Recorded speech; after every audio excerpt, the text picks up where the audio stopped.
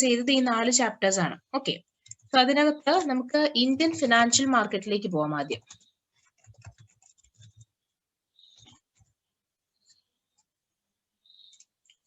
Indian financial markets. So Indian financial മാർക്കറ്റിനെ പറ്റി പറയുന്നതിന് മുമ്പ് നമ്മൾ ആദ്യം ഡിസ്കസ് ചെയ്തിരുന്നത് ഇന്ത്യൻ ഫിനാൻഷ്യൽ സിസ്റ്റത്തിനെ പറ്റിയിട്ടായിരുന്നു. എന്താണ് ഫിനാൻഷ്യൽ സിസ്റ്റം? അപ്പൊ അതിന്റെ കൂടെ ഞാൻ ചേർത്ത് പറഞ്ഞു financial service, financial institutions, financial instruments, financial markets, ഇതെല്ലാം ചേരുന്നതാണ് ഫിനാൻഷ്യൽ സിസ്റ്റം എന്നത്. അപ്പൊ ആ സിസ്റ്റത്തിനകത്തെ ഒരു കോമ്പണന്റ് ആണ് നമ്മുടെ ഫിനാൻഷ്യൽ മാർക്കറ്റ് എന്ന് പറയുന്നത്. നമുക്ക് ജനറൽ ആയിട്ടുള്ള ഒരു ഓവർവ്യൂവും കാര്യങ്ങളൊക്കെ കിട്ടിയായിരുന്നു. ഓക്കെ, പിന്നെ ഈ നമ്മള് പുറകിന്ന്, അതായത് ഒരുപാട് ഇയേഴ്സിലെ ഡെവലപ്മെന്റ്സും കാര്യങ്ങളും അച്ചീവ്മെന്റ്സും ഒക്കെ നമ്മൾ നോക്കി വരുമ്പോഴേക്കും അതിനകത്ത് ഏറ്റവും പ്രധാനപ്പെട്ട നമ്മൾ നോട്ട് ചെയ്യേണ്ട കുറച്ച് ഡെവലപ്മെന്റ്സിന്റെ കാര്യങ്ങളാണ് പിന്നെ നമ്മൾ കണ്ടത് ഇന്ത്യൻ ഫിനാൻഷ്യൽ ഇക്കോസിസ്റ്റം. അപ്പം അതായത് ഫിനാൻഷ്യൽ ഇൻക്ലൂഷൻ ഡ്രൈവ് നടന്ന കാര്യം, RBIയുടെ ഭാഗത്ത് നിന്ന് ചെയ്ത one of the most important financial initiative എന്ന് വേണമെങ്കിൽ നമുക്ക് ഡെവലപ്മെന്റ് എന്ന് പറയാൻ പറ്റുന്നതായിരുന്നു ഫിനാൻഷ്യൽ ഇൻക്ലൂഷൻ എന്ന് പറയുന്ന കോൺസെപ്റ്റ്. പിന്നെ മൊബൈൽ വാലറ്റ് ഫെസിലിറ്റി, മഹാരാഷ്ട്രയിലാണ് അത് ആദ്യമായിട്ട് ലോഞ്ച് ചെയ്തത്. പിന്നെ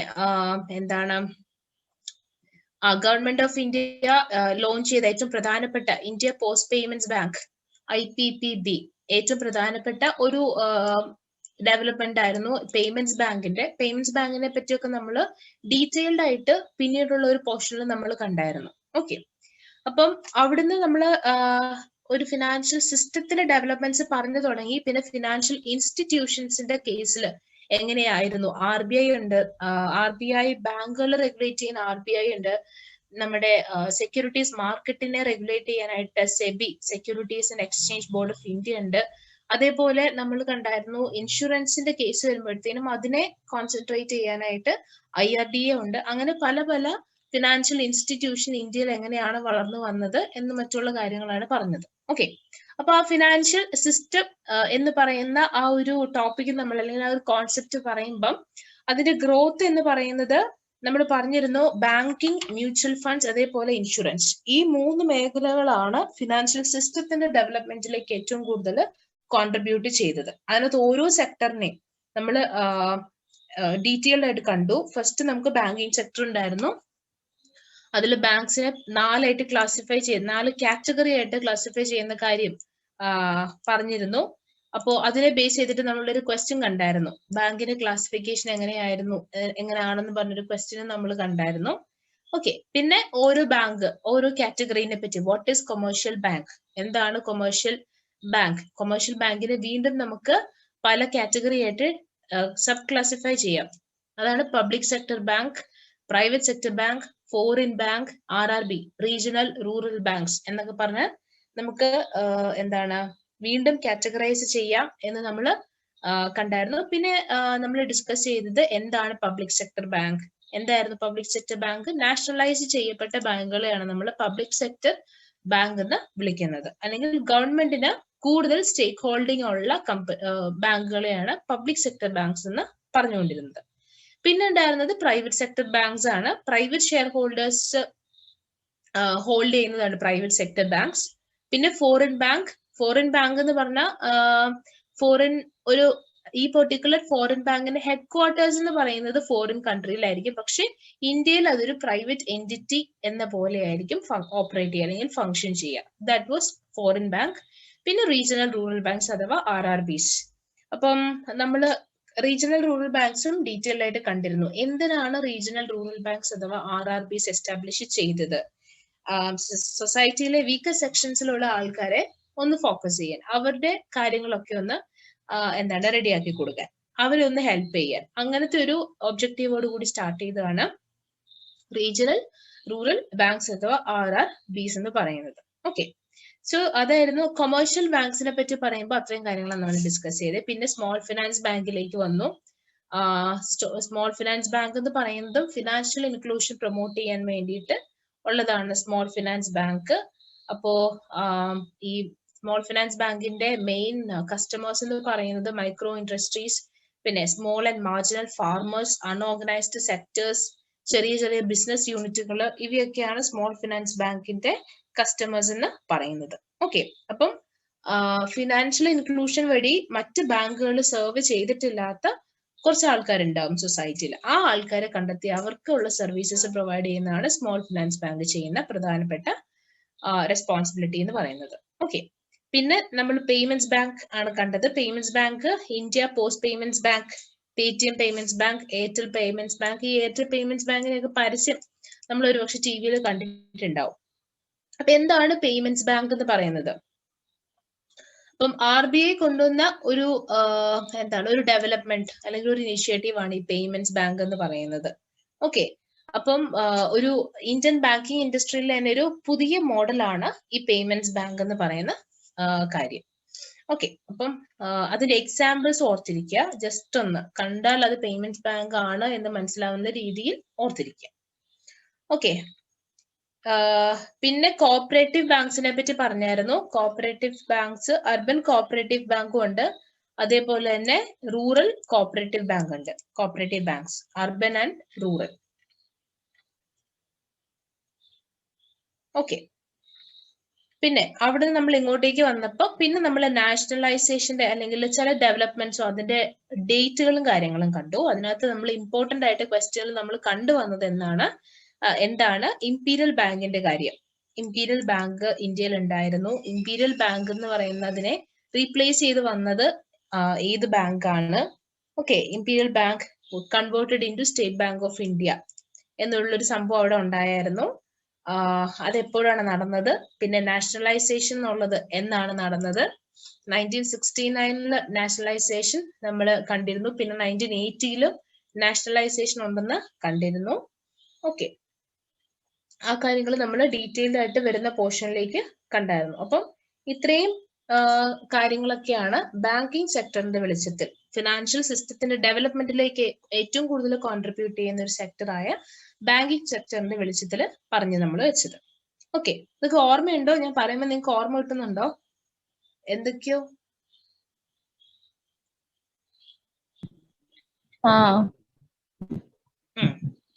ഓക്കെ, പിന്നീട് നെക്സ്റ്റ് സെക്ടർ നമ്മൾ കണ്ടത് മ്യൂച്വൽ ഫണ്ട്സ് ആണ്. മ്യൂച്വൽ ഫണ്ട്സിൽ നമ്മൾ ഏറ്റവും ഇമ്പോർട്ടന്റ് ആയിട്ട് കണ്ടത് എന്താണ്? അതിന്റെ ഫേസസ്. അപ്പൊ അതിനു മുമ്പ് എന്താണ് മ്യൂച്വൽ ഫണ്ട് എന്ന് നിങ്ങൾ ഓർക്കുന്നുണ്ടായിരിക്കും എന്ന് പ്രതീക്ഷിക്കുന്നു. മ്യൂച്വൽ ഫണ്ട് എന്ന് പറയുന്നത് നോർമൽ ഓർഡിനറി ആയിട്ടുള്ള ഇൻവെസ്റ്റേഴ്സിന് പോലും ഒരു ഇൻവെസ്റ്റ്മെന്റ് അവന്യൂയിലേക്ക് കടക്കണമെങ്കിൽ അതിനുവേണ്ടി അവർ ചൂസ് ചെയ്യുന്ന കൂടുതലായിട്ട് ചൂസ് ചെയ്യുന്ന ഒരു പ്ലാറ്റ്ഫോം അല്ലെങ്കിൽ ഒരു ഇൻവെസ്റ്റ്മെന്റ് എന്താ പറയാ ചാനലാണ് ഈ മ്യൂച്വൽ ഫണ്ട് എന്ന് പറയുന്നത്. ഓക്കെ, സോ അതെ, അപ്പം അതിനകത്ത് നമ്മൾ ഏറ്റവും ഇമ്പോർട്ടന്റ് ആയിട്ട് കണ്ടത് മ്യൂച്വൽ ഫണ്ട്സിന്റെ ഫേസസ് ആണ്.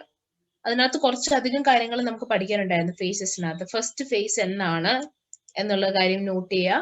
64 to 87. ഓക്കെ, UTI ആയിരുന്നു ആദ്യമായിട്ട് ഫോം ചെയ്തത്.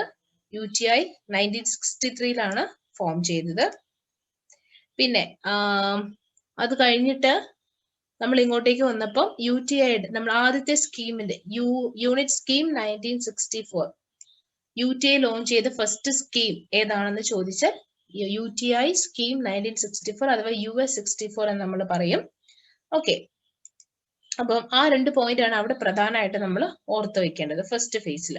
സെക്കൻഡ് ഫേസിലേക്ക് വന്നപ്പം 87 to 93 കാലഘട്ടത്തിൽ വന്നപ്പോഴത്തേനും പബ്ലിക് സെക്ടർ മ്യൂച്വൽ ഫണ്ട്സിന്റെ ഒരു കടന്നുകയറ്റം വന്നതാണ് ഈ ഒരു സെക്കൻഡ് ഫേസിൽ. പബ്ലിക് സെക്ടർ ബാങ്കും അതേപോലെ LIC life insurance corporation of India, അതേപോലെ GIC general insurance corporation of India.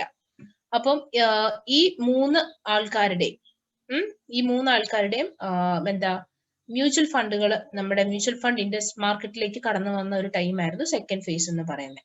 Okay, അപ്പം first UTI mutual fund scheme ഏതാണെന്ന് നമ്മൾ കണ്ടു. US 64 ആയിരുന്നു. അതേസമയം first non UTI mutual fund എന്ന് പറയുന്നത് ഏതായിരുന്നു? SBI മ്യൂച്വൽ ഫണ്ട് ആയിരുന്നു. First non UTI mutual fund എന്ന് പറയുന്നത് SBI മ്യൂച്വൽ ഫണ്ട്. ഓക്കെ, അതിനുശേഷമാണ് ക്യാൻ ബാങ്ക് മ്യൂച്വൽ ഫണ്ട് വന്നത്. പിന്നെ അതിന്റെ ശേഷം പുറകെ പറയുന്ന Punjab national bank mutual fund, Indian bank mutual fund etcetera അതെല്ലാം വന്നു. Okay, so that is second phase. Second ഫേസിൽ നോൺ UTI മ്യൂച്വൽ ഫണ്ട്സിന്റെ വരവും കാര്യങ്ങളും പറഞ്ഞു. അതേപോലെ തന്നെ പബ്ലിക് സെക്ടർ മ്യൂച്വൽ ഫണ്ട്സിന്റെ എൻട്രിയും, ഈ രണ്ട് കാര്യങ്ങളായിരുന്നു പ്രധാനമായിട്ടും സെക്കൻഡ് ഫേസിൽ നമ്മൾ കണ്ടത്. തേർഡ് ഫേസിലേക്ക് വരുമ്പോഴേക്കും എന്തൊക്കെയാണ് സംഭവിച്ചത്? നമ്മുടെ പ്രൈവറ്റ് സെക്ടർ മ്യൂച്വൽ ഫണ്ടിന്റെ കാര്യങ്ങൾ. First private sector mutual fund ഏതാണ് എന്ന് ചിലപ്പോൾ ചോദിക്കാം, ഒരുപക്ഷെ സാധ്യതയുണ്ട്. ഓക്കെ, അപ്പൊ പ്രൈവറ്റ് സെക്ടർ മ്യൂച്വൽ ഫണ്ട്സിന്റെ എൻട്രി ആയിട്ട് റിലേറ്റ് ചെയ്തിട്ടുള്ള കാര്യങ്ങളാണ് തേർഡ് ഫേസിൽ പ്രധാനമായിട്ടും നടന്നത്. അതേപോലെ അതിന്റെ ഇടയ്ക്കാണ് സെബി എസ്റ്റാബ്ലിഷ് ആയത്. അപ്പൊ അതുമായിട്ട് ബന്ധപ്പെട്ട കാര്യങ്ങൾ ഒക്കെയാണ് തേർഡ് ഫേസിൽ നടന്നത്. ആൻഡ് ഫോർത്ത് ഫേസ് എന്ന് പറയുന്നത് 2003 to 2014. ആ സമയത്ത് പ്രധാനമായിട്ട് നടന്ന ഒരു കാര്യം എന്ന് പറയുന്നത് നമ്മുടെ UTI അഥവാ യൂണിറ്റ് ട്രസ്റ്റ് ഓഫ് ഇന്ത്യ എന്ന് പറയുന്ന ആ UTIനെ രണ്ടായിട്ട് ബൈഫർക്കേറ്റ് ചെയ്തു. ഒന്ന്, ഈ ക്വസ്റ്റ്യൻ നമ്മൾ കണ്ടായിരുന്നു, ഒന്ന് specified undertaking of the unit trust of India SUUTI, രണ്ട് UTI മ്യൂച്വൽ ഫണ്ട്.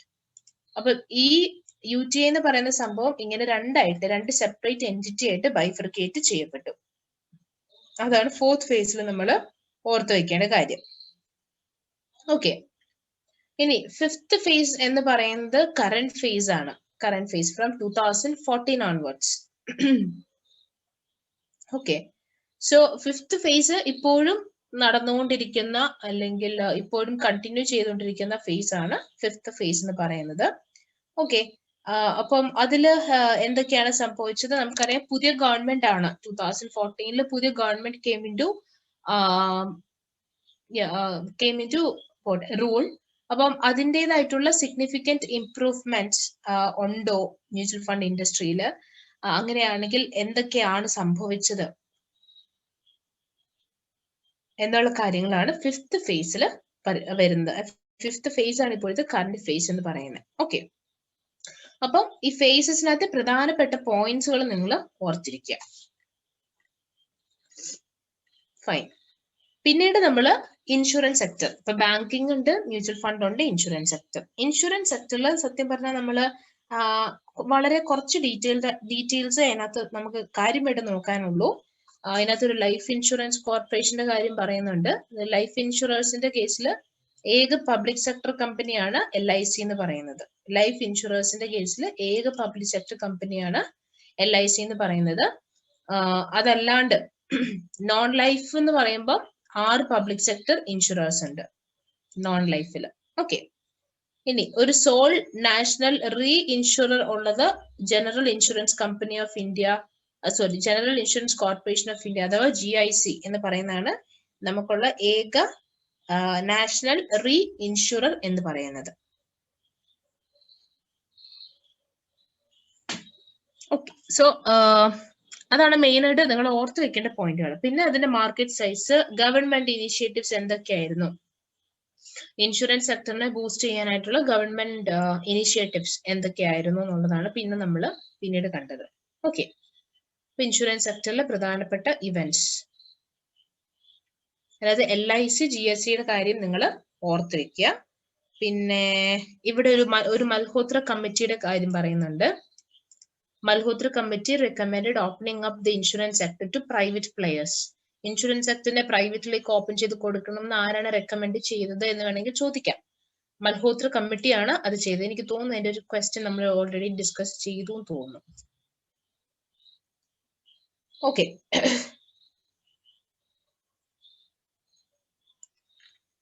പിന്നെ നമ്മൾ ഇങ്ങോട്ടേക്ക് വന്നപ്പോൾ പ്രധാനമായിട്ട് ഏറ്റവും പ്രധാനപ്പെട്ടതായിട്ട് കണ്ടതാണ് private sector, public sector banks. So public sector ബാങ്ക്സിന്റെ ഒരു കഥയാണ് നമ്മൾ പറഞ്ഞു പോകുന്നത്. എന്ന് മുതലാണ് ഇന്ത്യയിൽ ബാങ്കിങ് സെക്ടർ ഡെവലപ്പ് ചെയ്ത് തുടങ്ങിയത് എന്നൊക്കെ നമ്മൾ പറഞ്ഞു. അപ്പം ബ്രിട്ടീഷ് കാലഘട്ടത്തിലാണ് നമ്മുടെ ബാങ്കിങ് സെക്ടർ മെയിൻ ആയിട്ടും ഡെവലപ്പ് ആയത്. അപ്പം ഈസ്റ്റ് ഇന്ത്യ കമ്പനിക്ക് 3 ബാങ്കുകൾ ഉണ്ടായിരുന്നു, bank of Bengal, bank of Bombay and bank of Madras. അത് കഴിഞ്ഞ് ഈ 3ഉം കൂടെ മെർജ് ചെയ്തിട്ടാണ് ഇംപീരിയൽ ബാങ്ക് വന്നത്. ഇംപീരിയൽ ബാങ്ക് എന്നുള്ളത് കുറച്ച് കഴിഞ്ഞപ്പോൾ അത് മാറി സ്റ്റേറ്റ് ബാങ്ക് ഓഫ് ഇന്ത്യ എന്നായി 1955. ഓക്കെ, പിന്നെ റിസർവ് ബാങ്ക് 1935 എസ്റ്റാബ്ലിഷ് ചെയ്തു എന്നൊക്കെ പറഞ്ഞ് കുറച്ച് കാര്യങ്ങളൊക്കെ ഉണ്ടായിരുന്നു. അപ്പൊ ആ ഒരു പെർട്ടിക്കുലർ പോയിന്റ്സ് എല്ലാം തന്നെ നമുക്ക് ജനറൽ അണ്ടർസ്റ്റാൻഡിങ്ങിൽ പോലും ഇപ്പൊ നമ്മളൊരു ഒരു എന്താണ് ഒരു ബാങ്ക് റിലേറ്റഡ് ജോബിനൊക്കെ പോകുമ്പോൾ പോലും നമുക്കത് അറിഞ്ഞിരിക്കേണ്ട കാര്യങ്ങളാണ്. ഓക്കെ. പിന്നെ പിന്നെ ഇങ്ങോട്ടേക്ക് വന്നപ്പം നമ്മൾ നാഷണലൈസേഷന്റെ കാര്യങ്ങളാണ് പറഞ്ഞത്. 1969 നാഷണലൈസേഷൻ നടന്ന കാര്യങ്ങൾ ആണ് പിന്നീട് നമ്മൾ ഡിസ്കസ് ചെയ്തത്.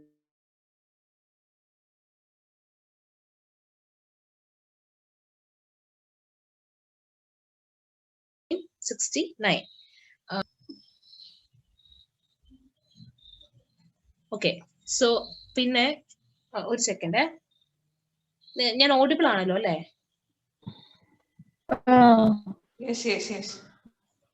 ഓക്കെ.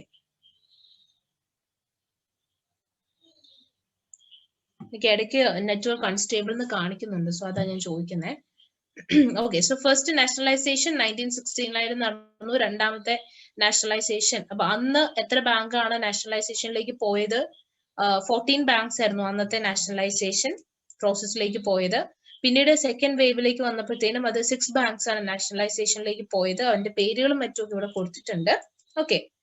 അപ്പോ അപ്പം അത് ആയിരുന്നു നമ്മുടെ ബാങ്കിന്റെ കേസിൽ, പബ്ലിക് സെക്ടർ ബാങ്കിന്റെ കേസിൽ പറയുമ്പോൾ ഇത്രയും കാര്യങ്ങളായിരുന്നു പ്രധാനമായിട്ട് അതിനകത്ത് നോട്ട് ചെയ്യാനുള്ളത്. പിന്നെ റീസെന്റ് ആയിട്ട് നടന്ന ചില അക്വിസിഷൻ, മെർജർ, പഞ്ചാബ് നാഷണൽ ബാങ്കിന്റെ കാര്യങ്ങളൊക്കെ നമ്മൾ അന്ന് പറഞ്ഞിരുന്നു, നിങ്ങൾ ഓർക്കുന്നുണ്ടാവും അല്ലെ? പിന്നെ അതേപോലെ ജസ്റ്റ് ഒന്ന് മനസ്സിലാക്കി വെക്കേണ്ട കാര്യമാണ് SBIയും അതിന്റെ ബാക്കിയുള്ള ബാങ്കും. ഇപ്പൊ നമുക്കറിയാം നമ്മുടെ കേരളത്തിൽ ഉണ്ടായിരുന്നത് വെച്ച് നോക്കുമ്പോൾ SBT, state Bank of Travancore ഉണ്ടായിരുന്നു. അപ്പൊ അതെല്ലാം SBI എന്ന് പറയുന്ന ഒരൊറ്റ എന്താണ് കുടക്കീഴിലേക്ക് അങ്ങ് മാറുകയാണ് ചെയ്തത്. അപ്പൊ ആ വക കാര്യങ്ങളൊന്ന് ജസ്റ്റ് ഓർത്തേക്കാം. ഓക്കെ. ഇനിയും ഒരുപാട് മെർജേഴ്സ് അനൗൺസ് ചെയ്തിട്ടുണ്ട്. So let's see what will happen. അപ്പം ആ മെർജറിന്റെ കാര്യങ്ങൾ ആരും ഏതും like which all banks do merge together എന്നുള്ള കേസൊക്കെ ഒന്ന് ജസ്റ്റ് മനസ്സിലാക്കി ഓർത്ത് വെച്ചേക്കാം. ഓക്കെ. അതാണ് പബ്ലിക് സെക്ടർ ബാങ്ക്സിന്റെ കേസിൽ പറയാനുള്ളത്. പിന്നെ പ്രൈവറ്റ് സെക്ടറിലേക്ക് വരുമ്പോഴത്തേനും നമുക്കറിയാം എന്താണ് പ്രൈവറ്റ് സെക്ടർ ബാങ്ക് എന്ന്. പ്രൈവറ്റ് ആൾക്കാരുടെ കയ്യിൽ അല്ലെങ്കിൽ പ്രൈവറ്റ് സ്റ്റേക്ക് ഹോൾഡേഴ്സിന്റെ കയ്യിൽ ആണ് ഒരു ബാങ്കിന്റെ കൂടുതൽ ക്യാപിറ്റൽ എങ്കിൽ നമുക്ക് അതിനെ പ്രൈവറ്റ് സെക്ടർ ബാങ്ക്സ് എന്ന് പറയാം അല്ലെങ്കിൽ വിളിക്കാം. ഓക്കെ. അപ്പം ഓൾഡ് പ്രൈവറ്റ് ബാങ്ക്സും ന്യൂ പ്രൈവറ്റ് സെക്ടർ ബാങ്ക്സും ഉണ്ട് എന്ന് നമ്മൾ പറഞ്ഞിരുന്നു. അപ്പൊ ഓൾഡ് പ്രൈവറ്റ് ബാങ്ക്സ് ആണ് ഇതിൽ കൊടുത്തിരിക്കുന്നത്. അപ്പം അതിലകത്ത് കുറെ അതൊക്കെ നമുക്ക് പരിചയമായിട്ടുള്ള കാത്തലിക് സിറിയൻ ബാങ്കും ധനലക്ഷ്മി ബാങ്കും ഫെഡറൽ ബാങ്കും ഒക്കെ നമുക്ക് ഏറ്റവും പരിചയമായിട്ടുള്ളത്. പിന്നെ ന്യൂ പ്രൈവറ്റ് സെക്ടർ ബാങ്കുകളുടെ കേസിലാണ് ആക്സിസ് ബാങ്ക്, നമുക്ക് പരിചിതമായിട്ടുള്ള HDFC ബാങ്കും മറ്റും ICICI, യെസ് ബാങ്ക്, ഇവരൊക്കെ വരുന്നത്. അപ്പൊ അതൊന്ന് ജസ്റ്റ് ഒന്ന് മനസ്സിലാക്കി വെക്കാം. ഓക്കെ. പിന്നെ നമ്മളുടെ വേറെ ഒരെണ്ണം small private banks in India. Small private banks ഏതൊക്കെയാണെന്ന് ഒരു ലിസ്റ്റ് തന്നിട്ടുണ്ട്. അപ്പം ഇതിന്റെ എന്താണ് ഇവരുടെ ഫോക്കസ് എന്ന് നോക്കുക. ഓരോ ബാങ്കും നമ്മൾ വായിക്കുമ്പം അതിന്റെ ആ ബാങ്ക് എസ്റ്റാബ്ലിഷ് ചെയ്യാനുണ്ടായ അതിന്റെ ചേതോ വികാരം അല്ലെങ്കിൽ എയിം എന്താണെന്ന് നോക്കുക. ഓക്കെ. സോ സ്മോൾ പ്രൈവറ്റ് ബാങ്ക്സിന്റെ കേസിൽ അവരുടെ പ്രധാനപ്പെട്ട എയിം എന്ന് പറയുന്നത് ഫിനാൻഷ്യൽ ഇൻക്ലൂഷൻ തന്നെയായിരുന്നു. പ്രത്യേകിച്ചും ചെറിയ ബിസിനസ് യൂണിറ്റുകൾ, ചെറിയ നമ്മളെ ഏറ്റവും ചെറുകിട ഇത് നടത്തുന്ന നമ്മുടെ എന്താണ് കർഷകര്, പിന്നെ ചെറിയ ചെറിയ micro industries or unorganised sector, ഇവർക്കെല്ലാം ഫിനാൻഷ്യൽ ഇൻക്ലൂഷൻ ഉറപ്പുവരുത്തുക അല്ലെങ്കിൽ പ്രൊവൈഡ് ചെയ്യുക എന്നുള്ളതായിരുന്നു സ്മോൾ പ്രൈവറ്റ് ബാങ്ക്സിന്റെ പ്രധാനപ്പെട്ട എയിം എന്ന് പറയുന്നത്. ഓക്കെ. സോ ഓരോന്നിന്റെയും അതുപോലത്തെ എയിം, അവരുടെ എസ്റ്റാബ്ലിഷ്മെന്റിന്റെ എയിം എന്താണെന്ന് ജസ്റ്റ് ഓർത്തിരിക്കുക. അപ്പൊ ഇതിനകത്ത് ഞാൻ നമ്മൾ അന്ന് ഒത്തിരി സംസാരിച്ചത് ഇസാഫിനെ പറ്റിയിട്ടാണ്. ഇസാഫിന്റെ ഒരു ഗ്രോത്തും കാര്യങ്ങളൊക്കെ നമ്മൾ കാണുന്നതാണ് കേരളത്തിൽ എങ്ങനെയാണെന്നുള്ളതൊക്കെ. ഓക്കെ. That's it. പിന്നെ ആയിരുന്നു നമ്മൾ ഏറ്റവും കൂടുതൽ ചോദ്യങ്ങളിൽ കുഴപ്പിച്ച കുറച്ച് പോർഷൻസ്, നമ്മൾ ശ്രദ്ധിച്ച് മനസ്സിലാക്കേണ്ടതും വായിക്കേണ്ടതുമായ പോർഷൻസ് ആണ് പിന്നെ നമ്മൾ പറഞ്ഞത്. അപ്പൊ അതിനകത്ത് ഓരോ സെന്റൻസും ഇമ്പോർട്ടന്റ് ആണ്, നമുക്ക് ചോദ്യം കണ്ടപ്പോൾ മനസ്സിലായി. ഓക്കെ. അപ്പം industrial development corporation of India industrial finance corporation of India, അതായത് IFCI, first development financial institution ആണ് ഇന്ത്യയിലെ. യെസ്, ഇത് ഞാന് കുറെ പ്രാവശ്യം വായിച്ചായിരുന്നു. അത് എനിക്ക് എന്നിട്ട് അതൊരു ഐഡിയ ശരിക്കും അങ്ങ് വന്നിട്ടില്ല. ഇത് കുറെ പ്രാവശ്യം വായിച്ചായിരുന്നു. ഇനി മാമിന്റെ റെക്കോർഡഡ് വീഡിയോ കാണണം. ഓക്കെ. അതാ ഞാൻ പറഞ്ഞത്, ഇതിനകത്തെ ഇനി നമ്മൾ അങ്ങോട്ടേക്ക് ഡിസ്കസ് ചെയ്യാൻ പോണ ചെറിയ ഇപ്പൊ സിഡ്ബിയുടെ കേസും ഒക്കെ ഉണ്ടല്ലോ. അതിനകത്ത് ഓരോ സെന്റൻസും അല്ലെങ്കിൽ ഓരോ ഇതും വായിക്കുമ്പോൾ നമ്മൾ ശ്രദ്ധിച്ച് വായിക്കേണ്ട കാര്യമാണ്. കാരണം നമ്മൾ ആ ക്വസ്റ്റ്യൻ അറ്റൻഡ് ചെയ്തപ്പോൾ തന്നെ നമുക്ക് ഫുൾ കൺഫ്യൂഷൻ ആയി പോയത് ഈ ഒരു പാർട്ടിയിൽ നിന്ന് വന്ന ക്വസ്റ്റ്യൻ ആയിരുന്നു അല്ലെ? നിങ്ങൾ ഓർക്കുന്നുണ്ടായിരിക്കും. നമുക്ക് ഈ പാർട്ടിയിൽ നിന്ന് വന്ന ക്വസ്റ്റ്യൻസിനൊന്നും അന്ന് എല്ലാവരും ശരി ഉത്തരം തന്നില്ല, ആരെങ്കിലും തെറ്റിക്കുമായിരുന്നു. അപ്പം അത് ശ്രദ്ധിച്ച് നമ്മളത് ഡീറ്റെയിൽഡ് ആയിട്ട് തന്നെ നമ്മൾ ക്ലാസ്സിൽ പറഞ്ഞു പോയിട്ടുണ്ട്. എന്നാലും അതിന് പ്രധാനപ്പെട്ട പോയിന്റ്സ് എന്തൊക്കെയാണെന്നുള്ളത് നമുക്കൊന്ന് ജസ്റ്റ് ഇപ്പൊ വേണമെങ്കിൽ നമുക്ക് പറഞ്ഞു പോവാം. ഓക്കെ. സോ എന്നാണ് അത് എസ്റ്റാബ്ലിഷ് ചെയ്തത്? Industrial finance corporation of India establishment date ഓർത്ത് വയ്ക്കുക, July 1st, 1948. IFC ആക്ട് 1948ന്റെ കീഴിലാണ് IFCI എസ്റ്റാബ്ലിഷ് ചെയ്യപ്പെട്ടത്. അത് ഓർത്ത് വെക്കുക. ഇനി ഏത് സാഹചര്യത്തിലാണ് IFCI പോലെയുള്ളൊരു ഇൻസ്റ്റിറ്റ്യൂഷൻ എസ്റ്റാബ്ലിഷ് ചെയ്യേണ്ടതായിട്ട് വന്നത്? അതിന്റെ ബാക്ക്ഗ്രൗണ്ട് എന്താണ് ബാക്ക്ഗ്രൗണ്ട് എന്നാണ് ഇതിന്റെ ഇൻട്രൊഡക്ടറി പാർട്ടിൽ പറഞ്ഞിരിക്കുന്നത്. സോ ഞാൻ പറഞ്ഞായിരുന്നു, ഇൻഡിപെൻഡൻസിന് ശേഷവും നമ്മുടെ ഇന്ത്യൻ ക്യാപിറ്റൽ മാർക്കറ്റ് എന്ന് പറയുന്നത് വളരെ ശോകമായിട്ട് പോകുന്ന ഒരു അവസ്ഥയായിരുന്നു. അപ്പം പക്ഷെ അതേസമയം ക്യാപിറ്റലിന് വേണ്ടിയിട്ടുള്ള ഡിമാൻഡും വളരെയധികം വർദ്ധിച്ചുകൊണ്ടിരുന്ന ഒരു സമയമാണ്. അപ്പം ആ ഒരു സിറ്റുവേഷനിൽ ക്യാപിറ്റൽ പ്രൊവൈഡ് ചെയ്യുന്നവരുടെ എണ്ണം എന്ന് പറയുന്നത് വളരെ കുറവായിരുന്നു. ഡിമാൻഡ് കൂടുതലായിരുന്നു, but supply was very less. Okay.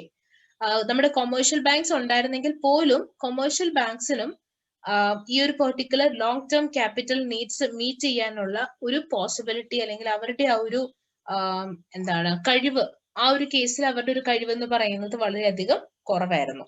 അപ്പം ഈ പ്രശ്നം പരിഹരിക്കാൻ, അതായത് ക്യാപിറ്റൽ പ്രൊവൈഡേഴ്സ് എന്ന് പറയുന്ന ഒരു ഇത് നമുക്ക് വേണം. ആ ഒരു പ്രശ്നം പരിഹരിക്കാനും അതേപോലെ ഈ ഡിമാൻഡ് സപ്ലൈ ഗ്യാപ്പ് ഫില്ല് ചെയ്യാനുമായിട്ട് ഗവൺമെന്റ് ഓഫ് ഇന്ത്യ എസ്റ്റാബ്ലിഷ് ചെയ്തതാണ് നമ്മുടെ ഈ IFCI എന്ന് പറയുന്ന സംഭവം. ഓക്കെ. അതാണ് അതിന്റെ ബാക്ക്ഗ്രൗണ്ട്. എന്തിനാണ് ഈ സാധനം എസ്റ്റാബ്ലിഷ് ചെയ്തതെന്ന് ചോദിച്ചാൽ ഇതാണ് അതിന്റെ പർപ്പസ് അല്ലെങ്കിൽ അതിന്റെ ഒരു ബാക്ക്ഗ്രൗണ്ട് സ്റ്റോറി എന്ന് പറയുന്നത്. ഓക്കെ. പിന്നെ ഞാൻ പറഞ്ഞതുപോലെ ഇന്ത്യയിലെ ഫസ്റ്റ് ഡെവലപ്മെന്റ് ഫിനാൻഷ്യൽ ഇൻസ്റ്റിറ്റ്യൂഷൻ ആണ് IFCI. അത് ഓർത്ത് വെക്കുക. ഓക്കെ. സോ ഇവരുടെ പ്രധാനപ്പെട്ട ഒരു ഫോക്കസ് എന്ന് പറയുന്നത് ഇൻഫ്രാസ്ട്രക്ചർ ഡെവലപ്മെന്റും അതേപോലെ ഇൻഡസ്ട്രിയൽ ഡെവലപ്മെന്റും ആയിരുന്നു. ഇതിലൂടെ ഇക്കണോമിക് ഗ്രോത്ത് കൊണ്ടുവരാം എന്നുള്ളൊരു ചിന്ത, അതായിരുന്നു അവരുടെ പ്രധാനപ്പെട്ട ഫോക്കസ് എന്ന് പറയുന്നത്. Okay. So after the establishment IFCI ഈ പറഞ്ഞതുപോലെ തന്നെ നമ്മുടെ ഇക്കോണമിയിലെ ഡെവലപ്മെന്റിന് അല്ലെങ്കിൽ ഗ്രോത്തിന് വേണ്ടിയിട്ട് സിഗ്നിഫിക്കന്റ് കോൺട്രിബ്യൂഷൻസ് നടത്തിയിരുന്നു. അത് പ്രധാനപ്പെട്ട 3 മേഖലയിലായിരുന്നു. മുമ്പ് നമ്മൾ പറഞ്ഞു, ഇൻഫ്രാസ്ട്രക്ചറും ഇൻഡസ്ട്രിയും ഉൾപ്പെടുന്ന 3 മേഖല. 1 manufacturing, 2 infrastructure, 2 infrastructure services, 3 agriculture related sectors. Okay. ഈ 3 മേഖലകളിലും അല്ലെങ്കിൽ ഈ 3 മേഖലകളിലും ഉള്ള ഒരു ഡെവലപ്മെന്റ് ആയിരുന്നു ഇവര് പ്രധാനമായിട്ടും ഫോക്കസ് ചെയ്തിരുന്നത്. ഓക്കെ. അപ്പം ഇതാണ് പ്രധാനമായിട്ടും IFCIനെ പറ്റി നമ്മൾ മനസ്സിലാക്കിയിരിക്കേണ്ട കുറച്ച് കാര്യങ്ങൾ എന്ന് പറയുന്നത്. പിന്നീട് ഇങ്ങോട്ടേക്ക് വരുമ്പം IFCIയുടെ പല പ്രോഡക്ട്സിനെ പറ്റി അത് നമ്മൾ ഡീറ്റെയിൽ ആയിട്ട് തന്നെ കണ്ടതാണ്. ഓരോ പ്രോഡക്റ്റ് എന്താണ്, ലോൺ പ്രോഡക്റ്റ്, ഇപ്പം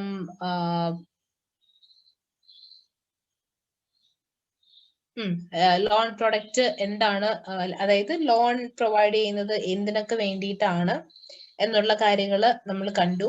പിന്നെ ഇങ്ങോട്ടേക്ക് വരുമ്പോൾ വീണ്ടും പ്രോജക്ട് ഫിനാൻസ്. അപ്പം പ്രോഡക്ട്സിന് നമ്മൾ പ്രധാനമായിട്ട് 3 സെഗ്മെന്റിലേക്ക് കാറ്റഗറൈസ് ചെയ്തു. 3 സെഗ്മെന്റ്.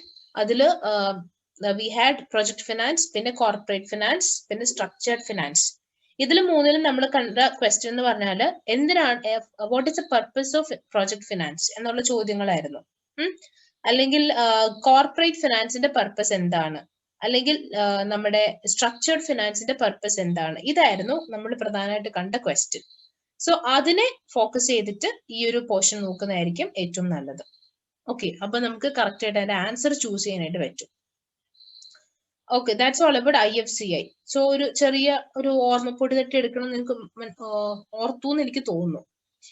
പിന്നെ ലേറ്റർ ഓൺ നമ്മൾ സിഡ്ബി ആണ് കണ്ടത്. സിഡ്ബി ആയിരുന്നു വേറെ നമുക്ക് കൺഫ്യൂഷൻ ഉണ്ടാക്കിക്കൊണ്ടിരുന്ന ഒരാള്. SIDBI, so small industries development bank of India. ഈ അക്രോണിംസ് വെച്ചിട്ട് അതിന്റെ ഫുൾ ഫോം നിങ്ങൾ കൃത്യമായിട്ട് പഠിക്കണം. അതിന്റെ ക്വസ്റ്റ്യൻസ് പോലും നമ്മൾ കണ്ടിരുന്നു. ഓക്കെ, സോ അതിന്റെ എസ്റ്റാബ്ലിഷ്മെന്റ് ഡേറ്റ് 2 April 1990. അത് ഓർക്കാം. ഓക്കെ, പിന്നെ ഈ ഒരു സിഡ്ബി എസ്റ്റാബ്ലിഷ് ചെയ്തത് ഒരു ആക്ടിന്റെ കീഴിലാണ്, ആക്ട് ഓഫ് ഇന്ത്യൻ പാർലമെന്റ്. അത് അങ്ങനെയും ചോദ്യങ്ങൾ നമ്മൾ കണ്ടിരുന്നു. ആരാണ് അല്ലെങ്കിൽ ഏത് ഇൻസ്റ്റിറ്റ്യൂഷനിലൂടെയാണ് ഈ സംഭവം നടക്കുന്നത്, അല്ലെങ്കിൽ ഏത് ലൈക്ക് ആര് മുൻകൈയെടുത്താണ് ഈ സംഭവം എസ്റ്റാബ്ലിഷ് ചെയ്തത് എന്നുള്ള രീതിയിലുള്ള ചോദ്യങ്ങൾ നമ്മൾ കണ്ടിരുന്നു. ഓക്കെ, സോ സിഡ്ബിനെ നമ്മൾ പറയുന്നത് principal financial institution for promotion, financing and development of the micro, small and medium enterprise sector as well as for coordination of etcetera etcetera. അപ്പം MSME സെക്ടറിന്റെ മൊത്തത്തിലുള്ളൊരു പ്രൊമോഷൻ ആൻഡ് ഡെവലപ്മെന്റ് ആണ് നമ്മുടെ സിഡ്ബിയുടെ പ്രധാനപ്പെട്ട ഫോക്കസ് എന്ന് പറയുന്നത്. ഓക്കെ, MSME എന്ന് വെച്ചാൽ micro, small and medium enterprises. അത്രയും കാര്യങ്ങൾ ഓർക്കുക. പിന്നെ സിഡ്ബിയുടെ പ്രധാനപ്പെട്ട ഇനീഷ്യേറ്റീവ്സിനെ പറ്റിയിട്ടാണ് പിന്നീട് പറഞ്ഞിരുന്നത്. കുറച്ചധികം ഇനീഷ്യേറ്റീവ്സും കാര്യങ്ങളും പറഞ്ഞിരുന്നു. പിന്നെ അതിന്റെ പ്രധാനപ്പെട്ട മൈൽ സ്റ്റോൺസ്, അതിന്റെ ഒരു വളർച്ചയിലുണ്ടായ ഗ്രോത്ത് എങ്ങനെയാണ് എന്ന് പറഞ്ഞിരുന്നു. ഞാൻ സ്മേര റേറ്റിംഗ്സ് ഒക്കെ ഞാൻ പറഞ്ഞായിരുന്നു. ക്രെഡിറ്റ് റേറ്റിംഗ് ഏജൻസി ആണ്, ക്രെഡിറ്റ് റേറ്റിംഗിന്റെ ബേസ് ചെയ്തിട്ടുള്ളതാണ് ഈ സ്മേര റേറ്റിംഗ്സ് ലിമിറ്റഡ് എന്ന് പറയുന്നത്. ഓക്കെ, പിന്നെ ലേറ്റർ ഓൺ റീജിയണൽ റൂറൽ ബാങ്ക്സിനെ പറ്റിയായിരുന്നു ഡീറ്റെയിൽഡ് ഡിസ്കഷൻ. എന്താണ് regional rural banks? Scheduled commercial banks ആണ്. ഓരോ സ്റ്റേറ്റിലും റീജിയണൽ ലെവലിലാണ് ഇവരുടെ ഒരു ഓപ്പറേഷൻ എന്ന് പറയുന്നത്. Okay, regional level. ഇവരുടെ ഫോക്കസ് എന്താണ്? മോറോലസ് എല്ലാവരും തന്നെ ഒരു സൊസൈറ്റിയുടെ വീക്കർ സെക്ഷൻസിനെയാണ് കോൺസെൻട്രേറ്റ് ചെയ്യുന്നത്. എന്നാലും ഇച്ചിരി വ്യത്യാസങ്ങൾ കാണും, അത് നിങ്ങൾ നോട്ട് ചെയ്ത് പഠിക്കുക. Okay, serving the rural areas of India with basic banking and financial services. പിന്നെ അവർ ചെയ്യുന്ന പല പല ഫങ്ഷൻസ്, എന്തൊക്കെ ഫങ്ഷൻസ് ആണ് നടക്കുന്നത് നമ്മൾ പറഞ്ഞിരുന്നു. പെൻഷൻ ഡിസ്ട്രിബ്യൂഷൻ ഒക്കെ നടക്കുന്നത് ഈ RRBസിലൂടെയാണ്.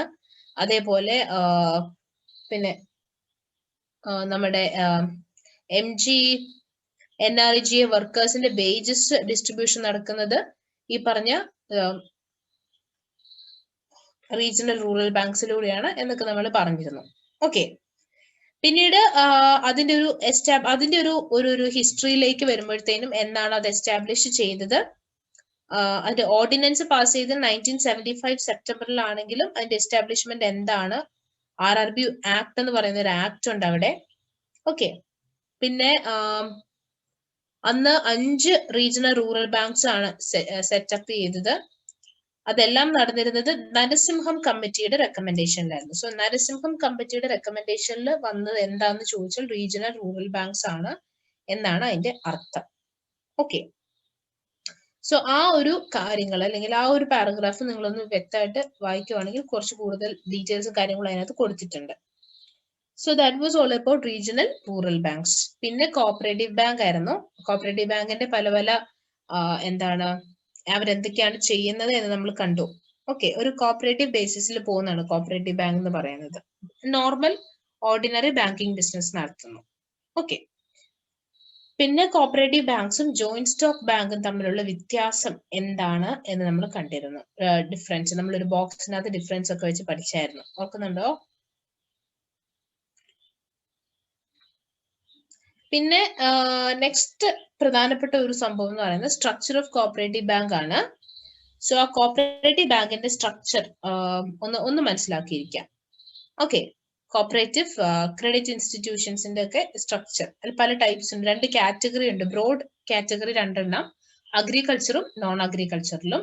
ഇനി അഗ്രികൾച്ചറിൽ വീണ്ടും നമ്മൾ ഡിവൈഡ് ചെയ്ത് ഷോർട്ട് ടേം അഗ്രികൾച്ചർ ക്രെഡിറ്റും ലോങ് ടേം അഗ്രികൾച്ചർ ക്രെഡിറ്റും. ഓക്കെ, ഷോർട്ട് ടേമിൽ എന്താണ് ചെയ്യുന്നത്, ലോങ് ടേമിൽ എന്താണ് ചെയ്യുന്നത്, അവർ എന്തിനു വേണ്ടിയിട്ടാണ് ക്രെഡിറ്റ് പ്രൊവൈഡ് ചെയ്യുന്നത് എന്നുള്ള കാര്യം വ്യക്തമായിട്ട് മനസ്സിലാക്കുക. സോ അതിന്റെ ഒരു ബ്രാഞ്ചും കാര്യങ്ങളൊക്കെ ഇവിടെ കൊടുത്തിട്ടുണ്ട്. പിന്നെ കോപ്പറേറ്റീവ് ബാങ്ക്സിന്റെ കുറച്ച് ടൈപ്സ്. ഇത്രയും കാര്യങ്ങളാണ് നമ്മൾ അവിടെ കണ്ടത്. ഓക്കെ, പിന്നെ നമ്മൾ മനസ്സിലാക്കിയത് നോൺ ബാങ്കിങ് ഫിനാൻസ് കമ്പനീസിനെ പറ്റിയിട്ടായിരുന്നു. NBFCs നിങ്ങൾ ഓർക്കുന്നുണ്ട് എന്ന് വിചാരിക്കുന്നു. NBFCs കമ്പനീസ് ആക്ടിന്റെ കീഴിൽ രജിസ്റ്റർ ചെയ്യപ്പെട്ട ഒരു കമ്പനിയാണ് നോൺ ബാങ്കിങ് ഫിനാൻഷ്യൽ കമ്പനി എന്ന് പറയുന്നത്. ഓക്കെ, അത് ബാങ്ക് അല്ല, പക്ഷെ ഒരു ഫിനാൻഷ്യൽ കമ്പനി. ഓക്കെ, പിന്നെ അവരുടെ ഒരു എന്താണ് സ്പെഷ്യൽ ക്യാരക്ടറിസ്റ്റിക്സും കാര്യങ്ങളും നമ്മൾ പറഞ്ഞിരുന്നു. ഡിമാൻഡ് ഡെപ്പോസിറ്റുകൾ അക്സെപ്റ്റ് ചെയ്യില്ല എന്നൊക്കെ പറഞ്ഞ കുറച്ച് പോയിന്റ്സും കാര്യങ്ങളും പറഞ്ഞിരുന്നു. പിന്നെ നമുക്കുണ്ടായിരുന്നത് കുറച്ച് ഇത്തിരി വലിയൊരു സംഭവമായിരുന്നു, ദാറ്റ് ഇസ് NBFCയുടെ ടൈപ്സ്. നമ്മൾ ഒത്തിരി ചോദ്യം ഈ ഒരു ഭാഗത്ത് നമ്മൾ കണ്ടിട്ടില്ല, എന്നാലും അതിന്റെ പേരുകൾ നിങ്ങൾ ഒന്ന് പരിചയമായിട്ട് ഇരിക്കണം. Okay, asset finance company AFC, IC എന്ന് പറഞ്ഞ ഇൻവെസ്റ്റ്മെന്റ് കമ്പനി, പിന്നെ LC എന്ന് പറഞ്ഞ ലോൺ കമ്പനി, അങ്ങനെയുള്ള പേരുകൾ നിങ്ങൾ വ്യക്തമായിട്ട് ഓർക്കുക. അതിനുള്ളിലും എന്താണെന്ന് ഓർക്കുക. മാം, ഇത് ഈ ടൈപ്സ് വായിച്ചിട്ട് എനിക്ക് മനസ്സിലായില്ല, ഒന്നും മനസ്സിലായില്ല. അത് കൂടുതൽ ടൈം കൊടുക്കണം അതിന്? ഒരുപാട് ടൈം കൊടുക്കണ്ട. ജസ്റ്റ് നമ്മൾ അന്ന് ഡിസ്കസ് ചെയ്തപ്പോഴും ഈ ഭാഗത്തുനിന്ന് അധികം ക്വസ്റ്റ്യൻസ് നമ്മൾ കണ്ടില്ല. നമ്മൾ പല വർഷങ്ങളിലെ ക്വസ്റ്റ്യൻസ് എടുത്താ ഡിസ്കസ് ചെയ്തത്. നമ്മളൊരു 5 സെറ്റ്സോളം എടുത്ത് നോക്കിയായിരുന്നു. അതിനകത്തൊന്നും ഇതിനെ ബേസ് ചെയ്തിട്ട് അങ്ങനെ ചോദ്യങ്ങളൊന്നും കണ്ടില്ല. ജസ്റ്റ് NBFCയുടെ ജനറൽ ആയിട്ടുള്ള ക്വസ്റ്റ്യൻസ് ഉണ്ടായിരുന്നുള്ളൂ. അപ്പം പ്രീവിയസ് ട്രെൻഡ് വെച്ച് നോക്കുകയാണെങ്കിൽ ഇത്തവണയും അങ്ങനെ ആയിരിക്കാനാണ് സാധ്യത. യാ, അപ്പൊ ജസ്റ്റ് വായിച്ച് മനസ്സിലാക്കുക, അത്രയും മതി. ഒരുപാട് സ്ട്രെസ് കൊടുത്തില്ലേലും കുഴപ്പമില്ല.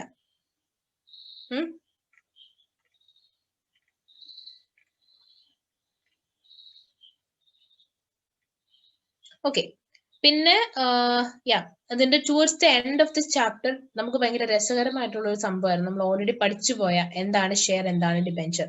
പക്ഷെ ഇതിനെ ബേസ് ചെയ്തിട്ട് പോലും ക്വസ്റ്റ്യൻസ് നമ്മൾ അന്ന് കണ്ടതിനകത്ത് കുറവായിരുന്നു. ഓക്കെ, ബട്ട് ഓൾറെഡി നിങ്ങൾക്ക് ഇത് അറിയാവുന്നത് കൊണ്ട് നിങ്ങൾക്ക് ജസ്റ്റ് വായിച്ചു വിടേണ്ട താമസമുള്ളൂ. അന്ന് നിങ്ങൾ തന്നെയാണ് പോയിന്റ്സും കാര്യങ്ങളും കോൺട്രിബ്യൂട്ട് ചെയ്തത്. എന്താണ് ഷെയർ എന്ന് വെച്ചാൽ എന്താണ്, പിന്നെ what are the types of shares, equity share ക്യാപിറ്റലിന്റെ കാര്യം പറഞ്ഞു, അതിന്റെ പല ടൈപ്സ് ഉണ്ടെന്ന് പറഞ്ഞു. അത് കൃത്യമായിട്ട് മനസ്സിലാക്കിയിരിക്കണം കേട്ടോ. ഈവൻ നിങ്ങൾ ഒരു ഇന്റർവ്യൂവിന് പോകുന്ന സമയത്തും അവർ ടെക്നിക്കലായിട്ട് ക്വസ്റ്റ്യൻസ് ചോദിക്കുമ്പോൾ എന്താണ് ഓത്തറൈസ്ഡ് ഷെയർ ക്യാപിറ്റൽ എന്ന് ചോദിച്ചാൽ എല്ലാം പഠിച്ചിട്ട് ചെല്ലുന്ന നമുക്ക് അതറിയത്തില്ലായിരിക്കും. അങ്ങനത്തെ പ്രശ്നങ്ങളൊക്കെ സാധാരണ ഉണ്ടാവാറുണ്ട്. അതുകൊണ്ട് please take care of that. Okay, പിന്നെ പ്രിഫറൻസ് ഷെയർ ക്യാപിറ്റൽ, പിന്നെ ഹൗ ഇസ് ഇറ്റ് ഡിഫറെന്റ്, ഇക്വിറ്റിയും പ്രിഫറൻസും തമ്മിലുള്ള വ്യത്യാസം എന്താ, അവർ തമ്മിൽ എന്തുകൊണ്ട് ഏതൊക്കെ കാര്യങ്ങളിലാണ് വ്യത്യാസപ്പെട്ട് നിൽക്കുന്നത് എന്ന് കൃത്യമായിട്ട് മനസ്സിലാക്കുക. പ്രധാനമായിട്ടും ഡിവിഡൻഡ് പേയ്മെന്റിന്റെ കേസിലാണ് ഏറ്റവും പ്രധാനപ്പെട്ടത്. ഓക്കെ, ഇനി അതിന്റെ ടൈപ്സ് കണ്ടായിരുന്നു. പിന്നീട് കണ്ടാണ് ഡിബെഞ്ചേഴ്സും അതിന്റെ ടൈപ്സും. സോ അതിന്റെ പേരിൽ തന്നെയുണ്ട്, ആ ടൈപ്സിന്റെ പേരിൽ തന്നെയുണ്ട് എന്താണ് അതെന്നുള്ളത്.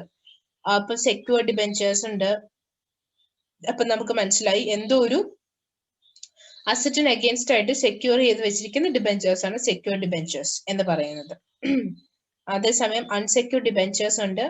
നമുക്ക് റെഡീം ചെയ്യാൻ പറ്റുന്ന ഡിബെഞ്ചേഴ്സ്, റെഡീമബിൾ എന്ന് പറഞ്ഞാൽ it can be repaid. Okay, payable at the expiry of the term. പിന്നെ ഫുള്ളി കൺവേർട്ടബിൾ ഡിബെഞ്ചേഴ്സിനെ after a point of time നമുക്ക് ഷെയർസ് ആയിട്ട്, ഇക്വിറ്റി ഷെയർസ് ആയിട്ട് കൺവേർട്ട് ചെയ്യാനായിട്ട് പറ്റും. സോ അങ്ങനത്തെ കുറച്ച് ടൈപ്സും കാര്യങ്ങളും ഉണ്ടായിരുന്നു. പിന്നീട് നമുക്ക് കൺഫ്യൂഷൻ വന്നൊരു സംഭവമാണ് ഈ financial assistance scenario four small and medium enterprises and startups. Okay, so അതിനകത്ത് ആദ്യം സ്മോൾ ആൻഡ് മീഡിയം എന്റർപ്രൈസസിനുള്ള ചില ഫിനാൻഷ്യൽ അസിസ്റ്റൻസ് നമ്മൾ കണ്ടത്. സോ SFURT അതിന്റെ ഫുൾ ഫോം ഓർക്കുക, regeneration of the traditional industries. ഇതിനകത്ത് കൃത്യമായിട്ട് അവർ പറയുന്നുണ്ട് എന്താണ്, what is it focusing on, അതാണ് നമ്മൾ ഇതിനകത്ത് മനസ്സിലാക്കേണ്ടത്. ഓക്കെ, ഡിസ്ക്രിപ്ഷനകത്തുണ്ട് എന്താണ് ഇതിന്റെ ഒബ്ജക്റ്റീവ് എന്നുള്ളത്, ഡിസ്ക്രിപ്ഷനകത്തുണ്ട്. സോ സ്ഫുർട്ടിയുടെ പ്രധാനപ്പെട്ട ഒബ്ജക്റ്റീവ് എന്ന് പറഞ്ഞാൽ ട്രഡീഷണൽ ഇൻഡസ്ട്രീസിന്റെ ഒരു എന്താണ് അവരെ ഒന്ന് പുനരുജ്ജീവിപ്പിക്കുക എന്നുള്ളതായിരുന്നു. റെജുവിനേറ്റ് അല്ലെങ്കിൽ റീജനറേറ്റ് ദ ട്രഡീഷണൽ ഇൻഡസ്ട്രീസ്, അതായിരുന്നു അവരുടെ പ്രധാനപ്പെട്ട ഒബ്ജക്റ്റീവ് എന്ന് പറയുന്നത്. ഓക്കെ, സോ അതൊന്ന് സ്ഫുർട്ടി. രണ്ട് അസ്പയറിന്റെ ഫുൾ ഫോം ചോദിച്ചിട്ടുണ്ടായിരുന്നു ഒരു question. A scheme for promotion of innovation, rural industries and entrepreneurship. പിന്നെ അതിന്റെ ഒബ്ജക്റ്റീവ്സ്, എല്ലാത്തിന്റെ ഒബ്ജക്റ്റീവ്സ് അല്ലെങ്കിൽ എയിം അല്ലെങ്കിൽ അവരുടെ പർപ്പസ് എന്താണെന്ന് നമ്മൾ കൃത്യമായിട്ട് മനസ്സിലാക്കുക. Okay, as per 3 ESDP entrepreneurship and skill development programme. അത് സ്കിൽ ഡെവലപ്മെന്റ് ആണ്, അതായത് ടാലന്റ് ഡെവലപ്മെന്റ് ഫോക്കസ് ചെയ്തിട്ടുള്ള സംഭവമാണ് ESDP. പിന്നീട് NSIC, schemes of national small industries corporation. Okay, NSIC. So അതാണ് സ്മോൾ ആൻഡ് മീഡിയം എന്റർപ്രൈസസിന് വേണ്ടിയിട്ടുള്ളത് നമ്മൾ 4 പഠിച്ചത്. ഇനി സ്റ്റാർട്ടപ്സിന് വേണ്ടിയിട്ടുള്ള ഫിനാൻഷ്യൽ അസിസ്റ്റൻസ് ആണ് വെഞ്ചർ ക്യാപിറ്റൽ എന്താന്ന് പറഞ്ഞിരുന്നു. പിന്നീട് SIP, support for international patent protection in electronics and information technology, SIP EIT എന്താണെന്ന് നമ്മൾ പറഞ്ഞിരുന്നു. പിന്നെ standup India for financing SC/ST or woman entrepreneurs. Standup India ശ്രദ്ധിച്ച് പഠിക്കേണ്ട ഒരു പോർഷൻ ആണ്. ഒരുപാട് ചോദ്യങ്ങൾ നമ്മൾ അതിനകത്ത് നിന്ന് കണ്ടിരുന്നു. എന്താണ് സ്റ്റാൻഡപ്പ് ഇന്ത്യ, ആരെയാണ് ഫോക്കസ് ചെയ്യുന്നത് എന്നുള്ളത് കണ്ടിരുന്നു. ഓക്കെ, അപ്പം ഈ ഒരു particular standup India for financing SC/ST or woman entrepreneurs എന്ന് പറഞ്ഞ ആ പെർട്ടിക്കുലർ സ്കീം ആരാണ് മാനേജ് ചെയ്യുന്നത് എന്നൊരു ചോദ്യം നമ്മൾ കണ്ടിരുന്നു. By SIDBI. It's by SIDBI. SIDBI ആണ് അത് മാനേജ് ചെയ്യുന്നത്, ആ പെർട്ടിക്കുലർ സ്കീം. ഓക്കെ, അപ്പം ഇത്രയും കാര്യങ്ങളാണ് നമ്മൾ പ്രധാനമായിട്ടും ഈ ഒരു പോർഷനിൽ കണ്ടത്. അപ്പൊ അതിനകത്ത് ഏറ്റവും ഫോക്കസ് കൊടുക്കേണ്ടത് സിഡ്ബി, IFCI, പിന്നീടുള്ളത് ഇപ്പൊ പറഞ്ഞ ആ ഒരു സ്കീംസ് ഉണ്ടല്ലോ, financial assistance for small and medium enterprises and startups. അത് പിന്നെ ആ ബാങ്കിന്റെ കുറച്ച് ഡേറ്റ്സും കാര്യങ്ങളും ഉണ്ട്. നാഷണലൈസേഷൻ, പിന്നെ ഇംപീരിയൽ ബാങ്കിന്റെ കേസും, പിന്നെ മ്യൂച്വൽ ഫണ്ട് ഇൻഡസ്ട്രിയുടെ ഗ്രോത്ത് ഫേസസ്, ഫേസ് 1, 2, 3, 4, 5. അതിനകത്ത് പ്രധാനപ്പെട്ട നടന്ന UTI മ്യൂച്വൽ ഫണ്ട് എന്നാണ് എസ്റ്റാബ്ലിഷ് ചെയ്തത്, അങ്ങനത്തെ ചോദ്യങ്ങൾ. ഓക്കെ, അതൊക്കെയാണ് ഇവിടെ പ്രധാനമായിട്ടും എക്സ്പെക്ട് ചെയ്യാൻ പറ്റുന്ന ക്വസ്റ്റ്യൻസ്. ഫൈൻ. ഇനി സോ ദാറ്റ്സ് ഫസ്റ്റ് ചാപ്റ്റർ. അതായിരുന്നു ഏറ്റവും ലെങ്തി ചാപ്റ്റർ നമ്മുടെ. ഇനി നമ്മള്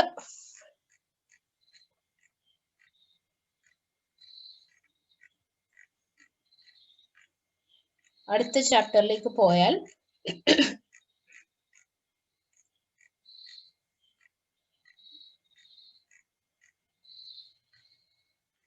ഓണ്ടർപ്രണർഷിപ്പ് സിനാരിയോ. ഇതിനകത്താണ് നമ്മൾ കുറെ സ്റ്റാർട്ടപ്സിന്റെ കേസ് ഒക്കെ പഠിച്ചത്. Startup India, make in India, startup India, standup India എന്നൊക്കെ പറഞ്ഞു. Government initiatives. സോ ഇവിടുന്ന് ഒരുപാട് ചോദ്യങ്ങൾ പ്രതീക്ഷിക്കാം. മേക്ക് ഇൻ ഇന്ത്യ, എന്തിനാണ് മേക്ക് ഇൻ ഇന്ത്യ പരിപാടി അല്ലെങ്കിൽ ഇനിഷ്യേറ്റീവ് കൊണ്ടുവന്നത്? എന്താണ് അതിന്റെ പ്രധാനപ്പെട്ട എയിം? എന്തായിരുന്നു എയിം? ഇന്ത്യ എന്ന് പറയുന്ന രാജ്യത്തെ ഒരു ഗ്ലോബൽ മാനുഫാക്ചറിങ് ഹബ് ആയിട്ട് മാറ്റുക എന്നുള്ളതായിരുന്നു ഈ മേക്ക് ഇൻ ഇന്ത്യ എന്ന് പറയുന്ന ഇനിഷ്യേറ്റീവിന്റെ പ്രധാനപ്പെട്ട ഉദ്ദേശം. ഓക്കെ, സോ അതെന്നാണ് ലോഞ്ച് ചെയ്തത് എന്ന് ശ്രദ്ധിക്കുക. September 2014, after Modi government came in to power. ഇനി അവർ ഐഡന്റിഫൈ ചെയ്ത പ്രധാനപ്പെട്ട 25 ഏരിയാസ് ഉണ്ട്, 25 കീ ഏരിയാസ്. ആ 25 കീ ഏരിയാസിലേക്ക് ഇൻവെസ്റ്റ്മെന്റ്സിനെ അട്രാക്ട് ചെയ്യുക എന്നുള്ളതും ഇതിന്റെ ഒരു എയിം ആയിരുന്നു. ഓക്കെ, സോ അതിന്റെ എയിം ആണ് ഈ സെക്കൻഡ് പാരഗ്രാഫിൽ പറയുന്നത്. അപ്പം ഏതൊക്കെയാണ് ആ കീ ഏരിയാസ് എന്നുള്ളതോ നമുക്കിവിടെ കാണാൻ പറ്റും. ഏതൊക്കെയാണ് key areas? Okay, so that is about make in India. പിന്നെ സ്റ്റാൻഡപ്പ് ഇന്ത്യ. സ്റ്റാൻഡപ്പ് ഇന്ത്യ എന്തിനു വേണ്ടിയിട്ടായിരുന്നു എന്നുള്ളത് മനസ്സിലാക്കുക. Aims in promoting entrepreneurship among women and scheduled caste and tribes. Standup India. Okay, SC/ST അതേപോലെ തന്നെ വിമൻ, ഈ 3 കാറ്റഗറിയിലുള്ള ആൾക്കാരുടെ ഇടയിൽ ഓണ്ടർപ്രണർഷിപ്പ് പ്രൊമോട്ട് ചെയ്യുക. പിന്നെ പ്രധാനപ്പെട്ട ഒരു പോയിന്റ് ആണിത്. ഈ സ്കീം ആരാണ്, ഏത് ഡിപ്പാർട്ട്മെന്റ് ആണ്, ആരൊക്കെ ചേർന്നാണ് ഇത് ലൈക്ക് അതിന്റെ ഒരു എന്താണ് സ്റ്റിയറിംഗ് ചെയ്തിരിക്കുന്നത് ആരാന്ന് ചോദിച്ചാൽ department of financial services, ministry of finance and government of India. അതിന്റെ ഒരു ക്വസ്റ്റ്യൻ ഉണ്ടായിരുന്നു നമ്മൾ പഠിച്ചപ്പോൾ. ഓക്കെ, പിന്നെ അതിന്റെ എലിജിബിലിറ്റി കാര്യങ്ങൾ പറയുന്നുണ്ട്, അത് നിങ്ങൾ വായിച്ചു പോവുക. പിന്നെ ഇതിന്റെ ബാങ്ക് ലോണിന്റെ ലിമിറ്റ് പറയുന്നുണ്ട്, between 10 lakh and 1 crore. Okay, ആ വക കാര്യങ്ങള്. പിന്നെ ലോൺ ഡീറ്റെയിൽസ് ഒന്നും വായിച്ചു പോവുക. യെസ്, അങ്ങനത്തെ കാര്യങ്ങൾ. ദെൻ പിന്നെ സ്റ്റാർട്ടപ്പ് ഇന്ത്യ. എന്താണ് സ്റ്റാർട്ടപ്പ് ഇന്ത്യ? പിന്നെ അതിന്റെ കുറച്ച് ബെനിഫിറ്റ്സ് നമ്മൾ കണ്ടു. Startup India initiative government of ഇന്ത്യയുടെ ഇനിഷ്യേറ്റീവ് ആണ്. ഓക്കെ, എന്തിനു വേണ്ടിയിട്ടാന്ന് ചോദിച്ചാൽ four generation of employment and wealth creation. പിന്നെ അവരുടെ എയിമും കാര്യങ്ങളും പറഞ്ഞിട്ടുണ്ട്. എന്താ ഇന്നോവേഷൻ കൊണ്ടുവരിക, അല്ലെങ്കിൽ ഡെവലപ്മെന്റ് ഓഫ് സർവീസസ്, അതുവഴി എംപ്ലോയ്മെന്റ് റേറ്റ് ഇൻക്രീസ് ചെയ്യുക. ഇതൊക്കെയാണ് ഇവരുടെ പരിപാടി എന്ന് പറയുന്നത്. ഓക്കെ, സോ ഇത് ലോഞ്ച് ചെയ്തത് നരേന്ദ്രമോദിയാണ് ഓൺ 16th January 2016. ഡേറ്റും കൂടി നോട്ട് ചെയ്യാം. പിന്നെ അതിന്റെ ബെനിഫിറ്റ്സ് പറഞ്ഞേക്കുന്നത്. സ്റ്റാർട്ടപ്പ് ഇന്ത്യ വഴി നമുക്ക് കിട്ടാൻ സാധ്യതയുള്ള ബെനിഫിറ്റ്സ്. ഓക്കെ, പിന്നെ fourth programme skill India. Skill ഇന്ത്യയുടെ കീഴിൽ വരുന്ന national skill development corporation, skill ഇന്ത്യയുടെ അതിനകത്ത് വരുന്നത്. സോ അതുമായിട്ട് ബന്ധപ്പെട്ടിട്ടുള്ള എന്തിനാണ് ഈ NSDC, what is the aim, ആരാണ് സെറ്റപ്പ് ചെയ്തത്? By ministry of finance and public private partnership model, അങ്ങനെയാണ് വന്നത്. ഓക്കെ, പിന്നെ ഇതിന്റെ ഒരു ഓണർഷിപ്പിന്റെ കേസ് പറയുന്നുണ്ട്. 49% MSDEയും ബാക്കി 51% പ്രൈവറ്റ് സെക്ടറിലും ആണ് ഓണർഷിപ്പ് എന്ന് പറയുന്നുണ്ട്. ഓക്കെ, അപ്പം NSDC ഇച്ചിരി ഒന്ന് ഫോക്കസ് കൊടുക്കുകയാണെങ്കിൽ നന്നായിരിക്കും. അതിനകത്ത് ചില ഇനിഷ്യേറ്റീവ്സിന്റെ കാര്യം പറയുന്നുണ്ട്. പ്രധാനമന്ത്രി കൗശൽ കേന്ദ്ര എന്തിനു വേണ്ടിയിട്ടായിരുന്നു? ട്രെയിനിങ് സെന്റേഴ്സിന്റെ കാര്യമൊക്കെ നമ്മൾ പഠിച്ചായിരുന്നു. പിന്നെ ഇന്റർനാഷണൽ സ്കിൽ ട്രെയിനിങ്, ഈ 2 പോയിന്റുകളും ഓർത്തിരിക്കുക. ഓക്കെ, പിന്നെ പ്രീ ഡിപ്പാർച്ചർ ഓറിയന്റേഷൻ ട്രെയിനിങ്, PDOTയുടെ ഫുൾ ഫോം ഒരു ക്വസ്റ്റ്യനിൽ ചോദിച്ചിട്ടുണ്ടായിരുന്നു. അത് എന്തിനാണ് PDOT പ്രോഗ്രാം? ഇപ്പൊ മൈഗ്രന്റ് വർക്കേഴ്സ് ഉണ്ടെങ്കിൽ അവരെ കോൺസെൻട്രേറ്റ് ചെയ്തിട്ടുള്ളതാണ് PDOT പ്രോഗ്രാം എന്ന് പറയുന്നത്. Then technical intern training program, അതിന്റെ കാര്യങ്ങൾ വായിക്കാം. സോ NSDC ഇച്ചിരി ഫോക്കസ് കൊടുത്ത് വായിക്കാൻ, അത് കുറച്ചധികം പോയിന്റ്സുകൾ ഉണ്ട്. ഓക്കെ, പിന്നെ what is A need for entrepreneurship in India, അത് ജനറൽ ആയിട്ടുള്ള കേസാണ്, കാര്യങ്ങളാണ്. അത് ഒറ്റ വായനയ്ക്ക് നമുക്ക് കിട്ടും. പിന്നെ നമ്മൾ ക്വസ്റ്റ്യൻസ് ഒരുപാട് കണ്ടാണ് ബോട്ടിൽ നെക്സ്, അല്ലെങ്കിൽ നമ്മുടെ രാജ്യത്ത് ഓണ്ടർപ്രണർഷിപ്പിന്റെ വളർച്ചയെ തടസ്സപ്പെടുത്തുന്ന ചില കാര്യങ്ങളുണ്ട്. അതാണ് ബോട്ടിൽ നെക്സിനകത്ത് പറഞ്ഞു വെക്കുന്നത്. ഓക്കെ, സോ ബോട്ടിൽ നെക്സ് ഇമ്പോർട്ടന്റ് ആണ്, അതിൽ ഫോക്കസ് കൊടുത്തേ പറ്റൂ. നമ്മൾ ഒത്തിരി ചോദ്യങ്ങൾ കണ്ടായിരുന്നു. Which among the following is not a bottleneck എന്ന് വരെ നമ്മൾ ക്വസ്റ്റ്യൻ കണ്ടായിരുന്നു. അപ്പം ഓരോ ഹെഡിലും ഉള്ള ആ ഒരു പ്രശ്നം അല്ലെങ്കിൽ ആ ഒരു ഹിൻഡ്രൻസ് എന്ന് പറയുന്നത് എങ്ങനെ ഓണ്ടർപ്രണർഷിപ്പിനെ ബ്ലോക്ക് ചെയ്യുന്നു എന്നുള്ള കാര്യം, അതിന്റെ ഐഡിയ നിങ്ങൾ മനസ്സിലാക്കുക. Okay, yes. അപ്പം ഓണ്ടർപ്രണർഷിപ്പ് നമുക്ക് കുറച്ചധികം ഫോക്കസ് കൊടുക്കേണ്ട ഏരിയാസ് ഉണ്ട്. Make in India, startup India, skill India, standup India പോലത്തെ കാര്യങ്ങൾ, പ്രോഗ്രാംസും ഇനിഷ്യേറ്റീവ്സും കാര്യങ്ങളും, അതേപോലെ ഇപ്പൊ നമ്മൾ പറഞ്ഞ ഓണ്ടർപ്രണർഷിപ്പിനെ ബേസ് ചെയ്തിട്ടുള്ള കാര്യങ്ങൾ. Okay, so that is second chapter.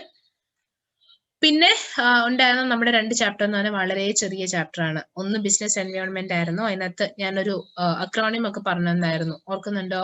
കുറച്ച് ഫാക്ടേഴ്സ് ഒക്കെ നമ്മൾ പഠിച്ചു. എന്നാലും അക്രോണിം ടൈപ്സ്, സ്ലെപ്റ്റ് എന്ന് പറഞ്ഞല്ലേ, social, legal, economical, political, technological. Okay, slept എന്ന് ഓർത്ത് വെക്കണം എന്ന് ഞാൻ പറഞ്ഞായിരുന്നു. എന്താണോ ഓരോ സംഭവം എന്ന് മനസ്സിലാവും. അപ്പം ചിലപ്പോൾ ഒരു എക്സാമ്പിൾ ആയിരിക്കും തന്നിരിക്കുന്നത്. ഈ പറയുന്ന എക്സാമ്പിൾ ഏത് ഫാക്ടർ ആയിട്ട് വരുന്ന എക്സാമ്പിൾ ആണ് എന്ന് നമ്മൾ കണ്ടു. ഇപ്പൊ ഒരു എക്സാമ്പിൾ ഇവിടെ നോക്കുക. If a part in a machine is found to be defective, company may need to issue a recall. If the other companies in the same industry are being sued over something like a data breach of confidential information, business may need to change how information is collected and stored. അപ്പം ഇതെന്ന് പറയുന്നത് ബിസിനസിനെ effect ചെയ്യുന്ന എന്ത് ഫാക്ടറാണ്? Social ആണോ, economical ആണോ, legal ആണോ എന്ന് ചോദിക്കാം. ഓക്കെ, അതുപോലത്തെ കുറച്ച് ചോദ്യങ്ങൾ നമ്മൾ കണ്ടിരുന്നു. അതേപോലെ ബെൽ ബോട്ടം പാന്റിന്റെ ഒരു എക്സാമ്പിൾ, ഫാഷൻ ഡിസൈനറിന്റെ ഒരു എക്സാമ്പിൾ കണ്ടിരുന്നു. ഓക്കെ, അപ്പൊ ഇതുപോലത്തെ എക്സാമ്പിൾ നിങ്ങൾ ശ്രദ്ധിച്ച് വായിച്ചിട്ട് അത് ഏത് എൻവയോൺമെന്റുമായിട്ട് റിലേറ്റ് ചെയ്യുന്നതാണെന്ന് ചോദിക്കാം ഒരുപക്ഷെ. അതാണ് അവിടെ. പിന്നെയുള്ള ഇമ്പോർട്ടന്റ് ആയിട്ടുള്ള കാര്യമാണ് is of doing business index. So is of doing business index നൽകുന്നത് വേൾഡ് ബാങ്ക് ആണ്. ഓക്കെ, അത് നിങ്ങൾ ഓർത്തിരിക്കുക. Okay, so latest doing business റിപ്പോർട്ടിന്റെ പ്രകാരം ഇന്ത്യയുടെ സ്ഥാനം എത്രാമതാണ്, എവിടെയായിരുന്നു, അങ്ങനത്തെ കുറച്ച് സ്റ്റാറ്റിസ്റ്റിക്സും കാര്യങ്ങളൊക്കെ ഇതിനകത്ത് പറയുന്നുണ്ട്. അതൊന്ന് ജസ്റ്റ് ഈ തുടക്കത്തിലെ ആ 77th റാങ്കിന്റെ കേസൊക്കെ ഒന്ന് മനസ്സിലാക്കി വെക്കുക. പിന്നെ DTF എന്ന് പറയുന്നത് ഡിസ്റ്റൻസ് ടു ഫ്രോണ്ടിയർ ആണെന്ന് മനസ്സിലാക്കി വെക്കുക. പിന്നെ ചില ഇൻഡിക്കേറ്റേഴ്സിന്റെ കാര്യമാണ് നമ്മൾ പറഞ്ഞിരുന്നത്. ഇൻഡിക്കേറ്റേഴ്സ്, ആ ഇൻഡിക്കേറ്റേഴ്സിനെ നമ്മൾ വളരെ ഡീറ്റെയിൽഡ് ആയിട്ട് കീറി മുറിച്ച് പോസ്റ്റ്മോർട്ടം ചെയ്ത് കണ്ടിരുന്നു എന്തൊക്കെയാണ് ഇൻഡിക്കേറ്റേഴ്സ് എന്നുള്ളത്. ഓക്കെ, കൺസ്ട്രക്ഷൻ പെർമിറ്റ്സിന്റെ കേസിൽ എങ്ങനെയാണ് ഇംപ്രൂവ്മെന്റ്സ് വന്നത്, ഇതൊന്നും ഇതേപോലെ പഠിക്കണം എന്നില്ല, ജസ്റ്റ് ഒന്ന് മനസ്സിലാക്കി വെച്ചാൽ മതിയാവും. ഇൻഡിക്കേറ്റേഴ്സ് ഏതൊക്കെയാണ്, ഇപ്പം ഒരു സംഭവം കണ്ടാൽ അത് ഇന്ന ഇൻഡിക്കേറ്ററിന്റെ കീഴിൽ വരുന്നതാണെന്ന് മനസ്സിലായാൽ മതി. ഓക്കെ, പിന്നെ ഇപ്പം നമ്മൾ ആദ്യം കണ്ടത് is of doing business index എന്ന് പറയുന്നത് വേൾഡ് ബാങ്കിന്റെ ഇൻഡെക്സ് ആയിരുന്നു. ഇപ്പോ ഇനി സെക്കൻഡ് ഇവര് പറയുന്നത് DPIITയുടെ ഇൻഡെക്സ് ആണ്. Ease of doing business by DPIIT, അതിന്റെ ഫുൾ ഫോം ഓർത്തേക്കുക. ഓക്കെ, അത് നമ്മൾ ക്വസ്റ്റ്യൻ കണ്ടായിരുന്നു. സോ അതിലുള്ള ഒന്ന് രണ്ട് ഡീറ്റെയിൽഡ് ആക്ഷൻസ് ആണ് ഇവർ പറയുന്നത്. World banks is of doing business assessment, പിന്നെ അതിലും അപ്പൊ ഓരോ ഇൻഡിക്കേറ്റേഴ്സിനെ എടുത്ത് എക്സ്പ്ലെയിൻ ചെയ്തിട്ടുണ്ട്. ആ ഇൻഡിക്കേറ്റേഴ്സ് നിങ്ങൾ മനസ്സിലാക്കി വയ്ക്കുക. ഓക്കെ, പിന്നീട് ഇനി വന്നപ്പോ തന്നെ implementation of business reforms by states or union territories. സ്റ്റേറ്റുകൾ ഇംപ്ലിമെന്റ് ചെയ്യേണ്ട ചില ബിസിനസ് റീഫോംസ് ഏതൊക്കെയാണെന്ന് കണ്ടിരുന്നു. പിന്നെ ചില ഇമ്പോർട്ടന്റ് അച്ചീവ്മെന്റ്സ് 17-18 കാലഘട്ടത്തിലെ ചില ഇമ്പോർട്ടന്റ് അച്ചീവ്മെന്റ്സ്, ഇവ കാര്യങ്ങളൊക്കെയാണ് ഇതിനകത്ത് കണ്ടത്. അപ്പം ease of doing business index by world ബാങ്കും ഉണ്ട്, ബൈ DPIIT ഉണ്ട്, അത് ഓർത്ത് വയ്ക്കുക. ഓക്കെ, DPIITയും സ്റ്റേറ്റ് ഗവൺമെന്റും സെൻട്രൽ ഗവൺമെന്റ് എല്ലാം കൂടി വന്നിരിക്കുന്ന ഒരു ഇൻഡെക്സ് ആണത്. That is regarding that particular thing. കണ്ടോ, പിന്നെ ഇങ്ങനത്തെ ഡേറ്റ് ഒരു ഇച്ചിരി പ്രശ്നമാണ്, ഒത്തിരി ഡേറ്റ് ഉള്ളത് കൊണ്ട്. ഓക്കെ, പക്ഷെ അത് വ്യക്തമായിട്ട് ഇതാ ഞാൻ പറഞ്ഞ റാങ്കിന്റെ ക്വസ്റ്റ്യൻ വരും എന്ന് പറഞ്ഞ നമ്മൾ കണ്ടായിരുന്നു റാങ്കിന്റെ question. Okay,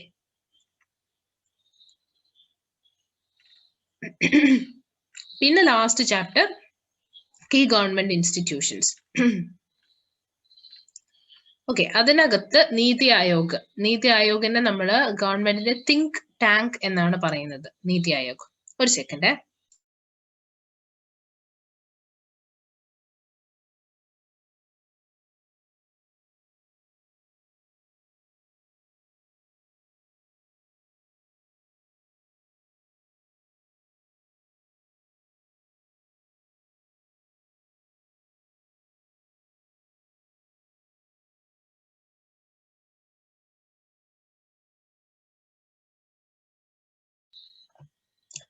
okay, so NITI Aayog, ഗവൺമെന്റിന്റെ തിങ്ക് ടാങ്ക് എന്നാണ് നീതി ആയോഗിനെ പറ്റി പറയാ, ജനറലി പറയുന്നത് തിങ്ക് ടാങ്ക്. ഓക്കെ, സോ അതിന്റെ പ്രധാനപ്പെട്ട ഒബ്ജക്റ്റീവ്സ്, നീതി ആയോഗിന്റെ പ്രധാനപ്പെട്ട ഒബ്ജക്റ്റീവ്സ് എന്തൊക്കെയാണെന്ന് ഫോക്കസ് ചെയ്യണം, അത് പഠിക്കണം. ഓക്കെ, പിന്നെ അവരുടെ ഫങ്ഷൻസ് 4ആയിട്ടാണ് അവരുടെ ഫങ്ഷൻസിന് ഡിവൈഡ് ചെയ്തിരിക്കുന്നത്. ആ ഫങ്ഷൻസ് നിങ്ങൾ മനസ്സിലാക്കുക. പിന്നെ ചില പ്രോഗ്രാംസുകളായിരുന്നു. സാത്ത് എന്ന് പറയുന്ന പ്രോഗ്രാം എന്താണ്? Okay, SATH sustainable action for transforming human capital, full form നോക്കണം. പിന്നെ അതിനകത്ത് 2 പ്രധാനപ്പെട്ട സെക്ടേഴ്സിനെയാണ് കോൺസെൻട്രേറ്റ് ചെയ്യുന്നത്. ഏതൊക്കെയാന്ന് ചോദിച്ചാൽ എഡ്യൂക്കേഷനും ഹെൽത്തും. 3 റോൾ മോഡൽ സ്റ്റേറ്റ്സിനെ ബിൽഡ് ചെയ്യുക എന്നുള്ളതാണ് അവരുടെ ഉദ്ദേശം. ഇപ്പൊ 3 സ്റ്റേറ്റ്സിനെ നമ്മൾ എടുത്തത് ജാർഖണ്ഡ്, മധ്യപ്രദേശ്, ഒഡീഷ. ഓക്കെ, അപ്പൊ പ്രോജക്റ്റിന് വേണ്ടി എടുത്ത 3 സ്റ്റേറ്റ്സ്. അപ്പം ഈ ഒരു സാത്ത് എന്ന് പറയുന്ന പ്രോഗ്രാം ഈ പെർട്ടിക്കുലർ സ്റ്റേറ്റ്സിലാണ് ഇംപ്ലിമെന്റ് ചെയ്തത് with the help of certain ആൾക്കാർ. അത് ആരൊക്കെയാണെന്ന് ഓർക്കുക. BCG, Boston consulting group. Okay, Piramal foundation for education leadership, consortium with NITI Aayog as a facilitator and coordinator in the process. അത് ഓർക്കുക. പിന്നെ സാത്തിന്റെ ചില അച്ചീവ്മെന്റ്സ് പറയുന്നുണ്ട്, അത് മനസ്സിലാക്കി വയ്ക്കാം. പിന്നെ ഇമ്പോർട്ടന്റ് ആണ് ministry of corporate affairs. Ministry of corporate affairs, അപ്പൊ നമ്മൾ ICA കാര്യം പറഞ്ഞു, ICSI കാര്യം പറഞ്ഞു, പിന്നെ institute of cost accountants of ഇന്ത്യയുടെ കാര്യം പറഞ്ഞു. ഓക്കെ, പിന്നീട് മിനിസ്ട്രി ഓഫ് കോർപ്പറേറ്റ് അഫയേഴ്സുമായിട്ട് അഫിലിയേറ്റ് ചെയ്തിരിക്കുന്ന ഓഫീസുകൾ ഏതൊക്കെയാണെന്നാണ് പറഞ്ഞത്. അപ്പൊ അതിനകത്ത് ഒരു ചോദ്യം നമ്മൾ കണ്ടു, 2 വട്ടം കണ്ടു. ഈ പറയുന്നവയിൽ ഏതാണ് which among the following is not an affiliated office of Ministry of Corporate Affairs? നമ്മൾ കണ്ടിരുന്നു, പക്ഷെ അത് അന്നേരം അവർ ഷോർട്ട് ഫോം വെച്ചിട്ടാ തന്നെ. അപ്പൊ അത് വെച്ച് നമ്മൾ ഐഡന്റിഫൈ ചെയ്യാൻ പഠിക്കണം, ആ ലെവലിലേക്ക് നമ്മൾ എത്തണം. Okay, serious fraud investigation office എന്തിനു വേണ്ടിയിട്ടാണ് എന്ന് നമ്മൾ പറഞ്ഞായിരുന്നു. സ്റ്റോക്ക് മാർക്കറ്റ് സ്കാമിനെ ഒക്കെ ഒന്ന് വാച്ച് ചെയ്യാൻ വേണ്ടിയിട്ട് ഉള്ളതാണ് അത്. പിന്നെ competition commission of India CCI, competition ആക്ടിന്റെ കീഴിൽ എസ്റ്റാബ്ലിഷ് ചെയ്തതാണ് CCI. എന്തിനു വേണ്ടിയിട്ടാണ്? Prevent practices having adverse effect on competition. ആ 4 പോയിന്റ്സ്, ആ 4 ഒബ്ജക്റ്റീവ്സ് ഒന്ന് ഓർത്ത് വെച്ചേക്കാം. ഓക്കെ, പിന്നെ Indian institute of corporate affairs IICA. ഈ 3 എണ്ണമാണ് പ്രധാനപ്പെട്ട അഫിലിയേറ്റഡ് ഓഫീസസ് എന്ന് പറയുന്നത്. ഓക്കെ, സോ അത് ഒരു ഇമ്പോർട്ടന്റ് ക്വസ്റ്റ്യൻ ആണ്. പിന്നെ SEBI, securities and exchange board of India. നമുക്കറിയാം സെക്യൂരിറ്റീസ് മാർക്കറ്റിലെ ഇൻവെസ്റ്റേഴ്സിന്റെ ഇൻട്രസ്റ്റിന് പ്രൊട്ടക്ട് ചെയ്യാനും അതിന് സേഫ് ഗാർഡ് ചെയ്യാനും വേണ്ടിയിട്ട് എസ്റ്റാബ്ലിഷ് ചെയ്ത ഒരു സ്റ്റാറ്റ്യൂട്ടറി റെഗുലേറ്ററി ബോഡിയാണ്. ഓക്കെ, ആക്ടിന്റെ കീഴിൽ വന്നതാണ്, അതുകൊണ്ടാണ് നമ്മൾ സ്റ്റാറ്റ്യൂട്ടറി ബോഡി എന്ന് പറയുന്നത്. അതാണ് SEBI, securities and exchange board of India. അതിന്റെ ഫുൾ ഫോം കൃത്യമായിട്ട് മനസ്സിലാക്കി വെക്കണം. ഓക്കെ, പിന്നെ അതിന്റെ ഒബ്ജക്റ്റീവ്സ് അല്ലെങ്കിൽ ഫങ്ഷൻസ് അവരുടെ പ്രിയാമ്പിളിൽ പറയുന്നുണ്ട്, അത് നോക്കുക. ഫങ്ഷൻസ് 3 ഉണ്ട്, അത് നമ്മൾ ഡീറ്റെയിൽ ആയിട്ട് പറഞ്ഞത്. ഫങ്ഷൻസിനെ ഒന്ന് ഫോക്കസ് ചെയ്യാം. ഓക്കെ, പിന്നെ powers, quasi judicial, quasi executive, quasi legislative, ആ 3 കാര്യങ്ങൾ.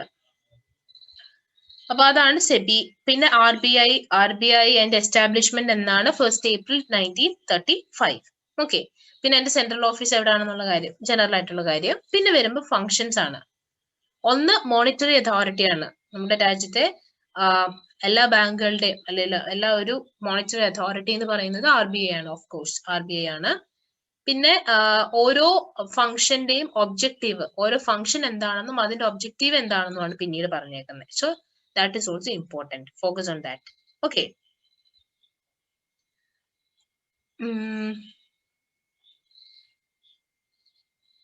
ഓക്കെ, പിന്നെ IBBI, insolvency and bankruptcy board of India.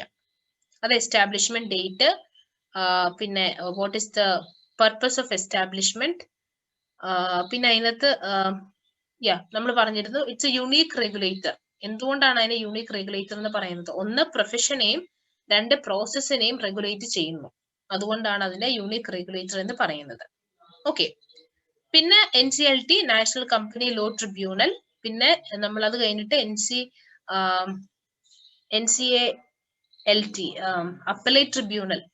അപ്പൊ കമ്പനി ലോ ട്രിബ്യൂണലിന്റെ ഏതെങ്കിലും വേർഡിക്റ്റിൽ അല്ലെങ്കിൽ ഏതെങ്കിലും ഡിസിഷനിൽ അതൃപ്തരായിട്ടുള്ള ആൾക്കാരുണ്ടെങ്കിൽ they can give an appeal to the higher authority അല്ലെങ്കിൽ ഹയർ കോർട്ട്. ഓക്കെ, സോ NCLTയുടെ കേസ് വരുമ്പോൾ അവരുടെ ഫങ്ഷൻസ് നമ്മൾ പറഞ്ഞിരുന്നു. So focus on the functions. പിന്നെ NCLAT ആണ്. NCLATയുടെ കേസ് വരുമ്പോൾ എന്തിനാണ് NCLAT കോൺസ്റ്റിറ്റ്യൂട്ട് ചെയ്തിരിക്കുന്നത്? അപ്പൊ അത് നിങ്ങൾ കൃത്യമായിട്ട് മനസ്സിലാക്കണം. Hearing appeals against the orders of NCLT. NCLTയുടെ ഏതെങ്കിലും തീരുമാനമായിട്ട് ബന്ധപ്പെട്ട അപ്പീൽസ് ഉണ്ടെങ്കിൽ അതിന്റെ ഹിയറിംഗ് നടക്കുന്നതാണ് NCLATയിൽ. പിന്നെ അതിന്റെ ഒരു ജൂറിഡിക്ഷനും കാര്യങ്ങളും ഒക്കെ പറഞ്ഞിരുന്നു. Okay, so that's all. അപ്പം അത്രയാണ് ഈ ഗവൺമെന്റ് ഇൻസ്റ്റിറ്റ്യൂഷൻസിനകത്തുള്ളത്. ഫസ്റ്റ് ചാപ്റ്റർ മാത്രമേ ഇച്ചിരി ലെങ്തി ആയിട്ടുള്ളൂ, പക്ഷെ അതിനകത്ത് ഇച്ചിരി നിങ്ങൾക്ക് പഠിക്കാൻ കുറവായിരിക്കും, കാരണം പല കാര്യങ്ങൾ അറിയാവുന്നത് കൊണ്ട്. ബാങ്കിന്റെ കേസും അതൊക്കെ നമുക്ക് അറിയാലോ. അതേസമയം ബാക്കിയുള്ള ചാപ്റ്റേഴ്സിലേക്ക് വരുമ്പോൾ നമ്മൾ പുതിയ കുറച്ച് കാര്യങ്ങളാണ്, മേക്ക് ഇൻ ഇന്ത്യ പോലെയുള്ള പുതിയ കുറച്ച് കാര്യങ്ങളാണ് പഠിക്കുന്നത്. അപ്പൊ അതിലൊന്ന് കൂടുതൽ കോൺസെൻട്രേഷൻ കൊടുക്കുകയാണെങ്കിൽ നന്നായിരിക്കും. ഓക്കെ, സോ ഇത്രയും കാര്യങ്ങളാണ്. പിന്നെ നമ്മൾ ഓൾറെഡി 5 സെറ്റ്സ് ഓഫ് ക്വസ്റ്റ്യൻസ് നമ്മൾ ഡിസ്കസ് ചെയ്ത് പോയിരുന്നു. അപ്പൊ ഞാൻ അതിന്റെ ലിങ്ക് നിങ്ങൾക്ക് ഷെയർ ചെയ്തിരുന്നു. നിങ്ങൾ അത് പിന്നീട് നോക്കിയായിരുന്നോ?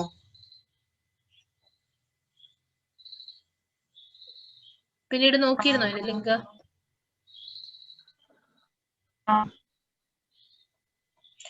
ആ ഓക്കെ. അപ്പം അതിന്റെ ആൻസേഴ്സ് നമുക്ക് ചെയ്യാൻ പറ്റുന്നുണ്ടല്ലോ അല്ലെ നിങ്ങൾക്ക്?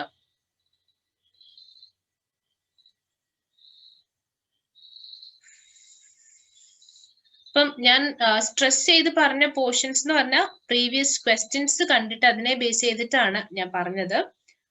അപ്പോ ആ ഒരു ട്രെൻഡ് തന്നെ ആണെങ്കിൽ ആ ഒരു ഏരിയയിൽ നിന്ന് തന്നെയായിരിക്കും ചോദ്യങ്ങൾ വരാൻ സാധ്യത. ഓക്കെ. അപ്പൊ മോക്ക് ടെസ്റ്റുകൾ അതിനകത്ത് കിടപ്പുണ്ട്, മോക്ക് ടെസ്റ്റിന്റെ ക്വസ്റ്റ്യൻസ്. ഇപ്പൊ നിങ്ങൾ മോക്ക് ടെസ്റ്റ് ചെയ്ത് നോക്കുക. അപ്പോ ആ ഒരു കോൺഫിഡൻസിലേക്ക് എത്തുക. ഓക്കെ. പിന്നീട് ഞാൻ പറഞ്ഞതുപോലെ ചില ക്വസ്റ്റ്യൻസ് കാണുമ്പോൾ നമുക്ക് ഇതിൽ ഏതാ ശരി ഉത്തരം എന്ന് കണ്ടുപിടിക്കാൻ ബുദ്ധിമുട്ടുണ്ടാവും. അന്നേരം നിങ്ങൾ ചെയ്യേണ്ടത് എന്താന്ന് വെച്ചാൽ അതിനകത്ത് തെറ്റുത്തരം എന്താണെന്ന് കണ്ടുപിടിക്കുക. ഓക്കെ. അതായത് റോങ് ആൻസേഴ്സ് എലിമിനേറ്റ് ചെയ്ത് പോയാൽ ചിലപ്പോൾ നമ്മൾ കറക്റ്റ് ആൻസേഴ്സിലേക്ക് എത്തും. എല്ലാ ചോദ്യത്തിനും ആ ട്രിക്ക് ഉപയോഗിക്കരുത്, ബട്ട് സ്റ്റിൽ ചില ക്വസ്റ്റ്യൻസ് അറ്റൻഡ് ചെയ്യുമ്പോൾ ഉപയോഗിക്കുക. പിന്നെ ടൈം മാനേജ്മെന്റ്, ടൈം കറക്റ്റ് ആയിട്ട് ഇപ്പം എത്ര ക്വസ്റ്റ്യൻസ് ആണോ ഉള്ളത്, എത്ര ടൈം ആണോ ഉള്ളത്, അപ്പൊ അതിനനുസരിച്ച് ഓരോ 10 ക്വസ്റ്റ്യൻ കഴിയുമ്പോഴത്തേനും ഇടയ്ക്കിടയ്ക്ക് ടൈമിൽ ഒരു നോട്ടം നിങ്ങൾക്ക് വേണം. ഇപ്പൊ ഏതെങ്കിലും ക്വസ്റ്റ്യൻ ഒരുപാട് സമയം എടുക്കുന്നുണ്ടെന്ന് തോന്നിയാൽ ജസ്റ്റ് പ്രീവിയസ് ക്വസ്റ്റ്യനിലേക്ക് പോകാനുള്ള ഓപ്ഷൻ ഉണ്ടെങ്കിൽ ഇത് സ്കിപ്പ് ചെയ്ത് അടുത്ത ക്വസ്റ്റ്യനിലേക്ക് പോവാം. ഓക്കെ. എന്നിട്ട് തിരിച്ചു വന്നിട്ട് അറ്റൻഡ് ചെയ്യാൻ പറ്റുവാണെങ്കിൽ മാത്രം, അല്ലെങ്കിൽ അത് വായിച്ചിട്ട് തന്നെ പോവാം. പക്ഷെ എന്നാലും keep an I on the time.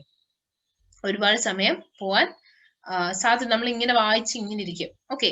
ചിലര് നിങ്ങളിൽ കുറച്ച് 1-2 പേര് ഇത്തിരി സ്ലോ ആണെന്ന് വായിച്ച് വരാനായിട്ട്. പക്ഷെ ത്രൂ പ്രാക്ടീസ് അത് ഇച്ചിരി സ്പീഡാക്കി എടുക്കാം. Okay. So all the best. കൂടെയുള്ള കൂട്ടുകാർ അവരോടും കൂടെ എന്റെ അന്വേഷണവും വിഷസും പറയുക. ഈ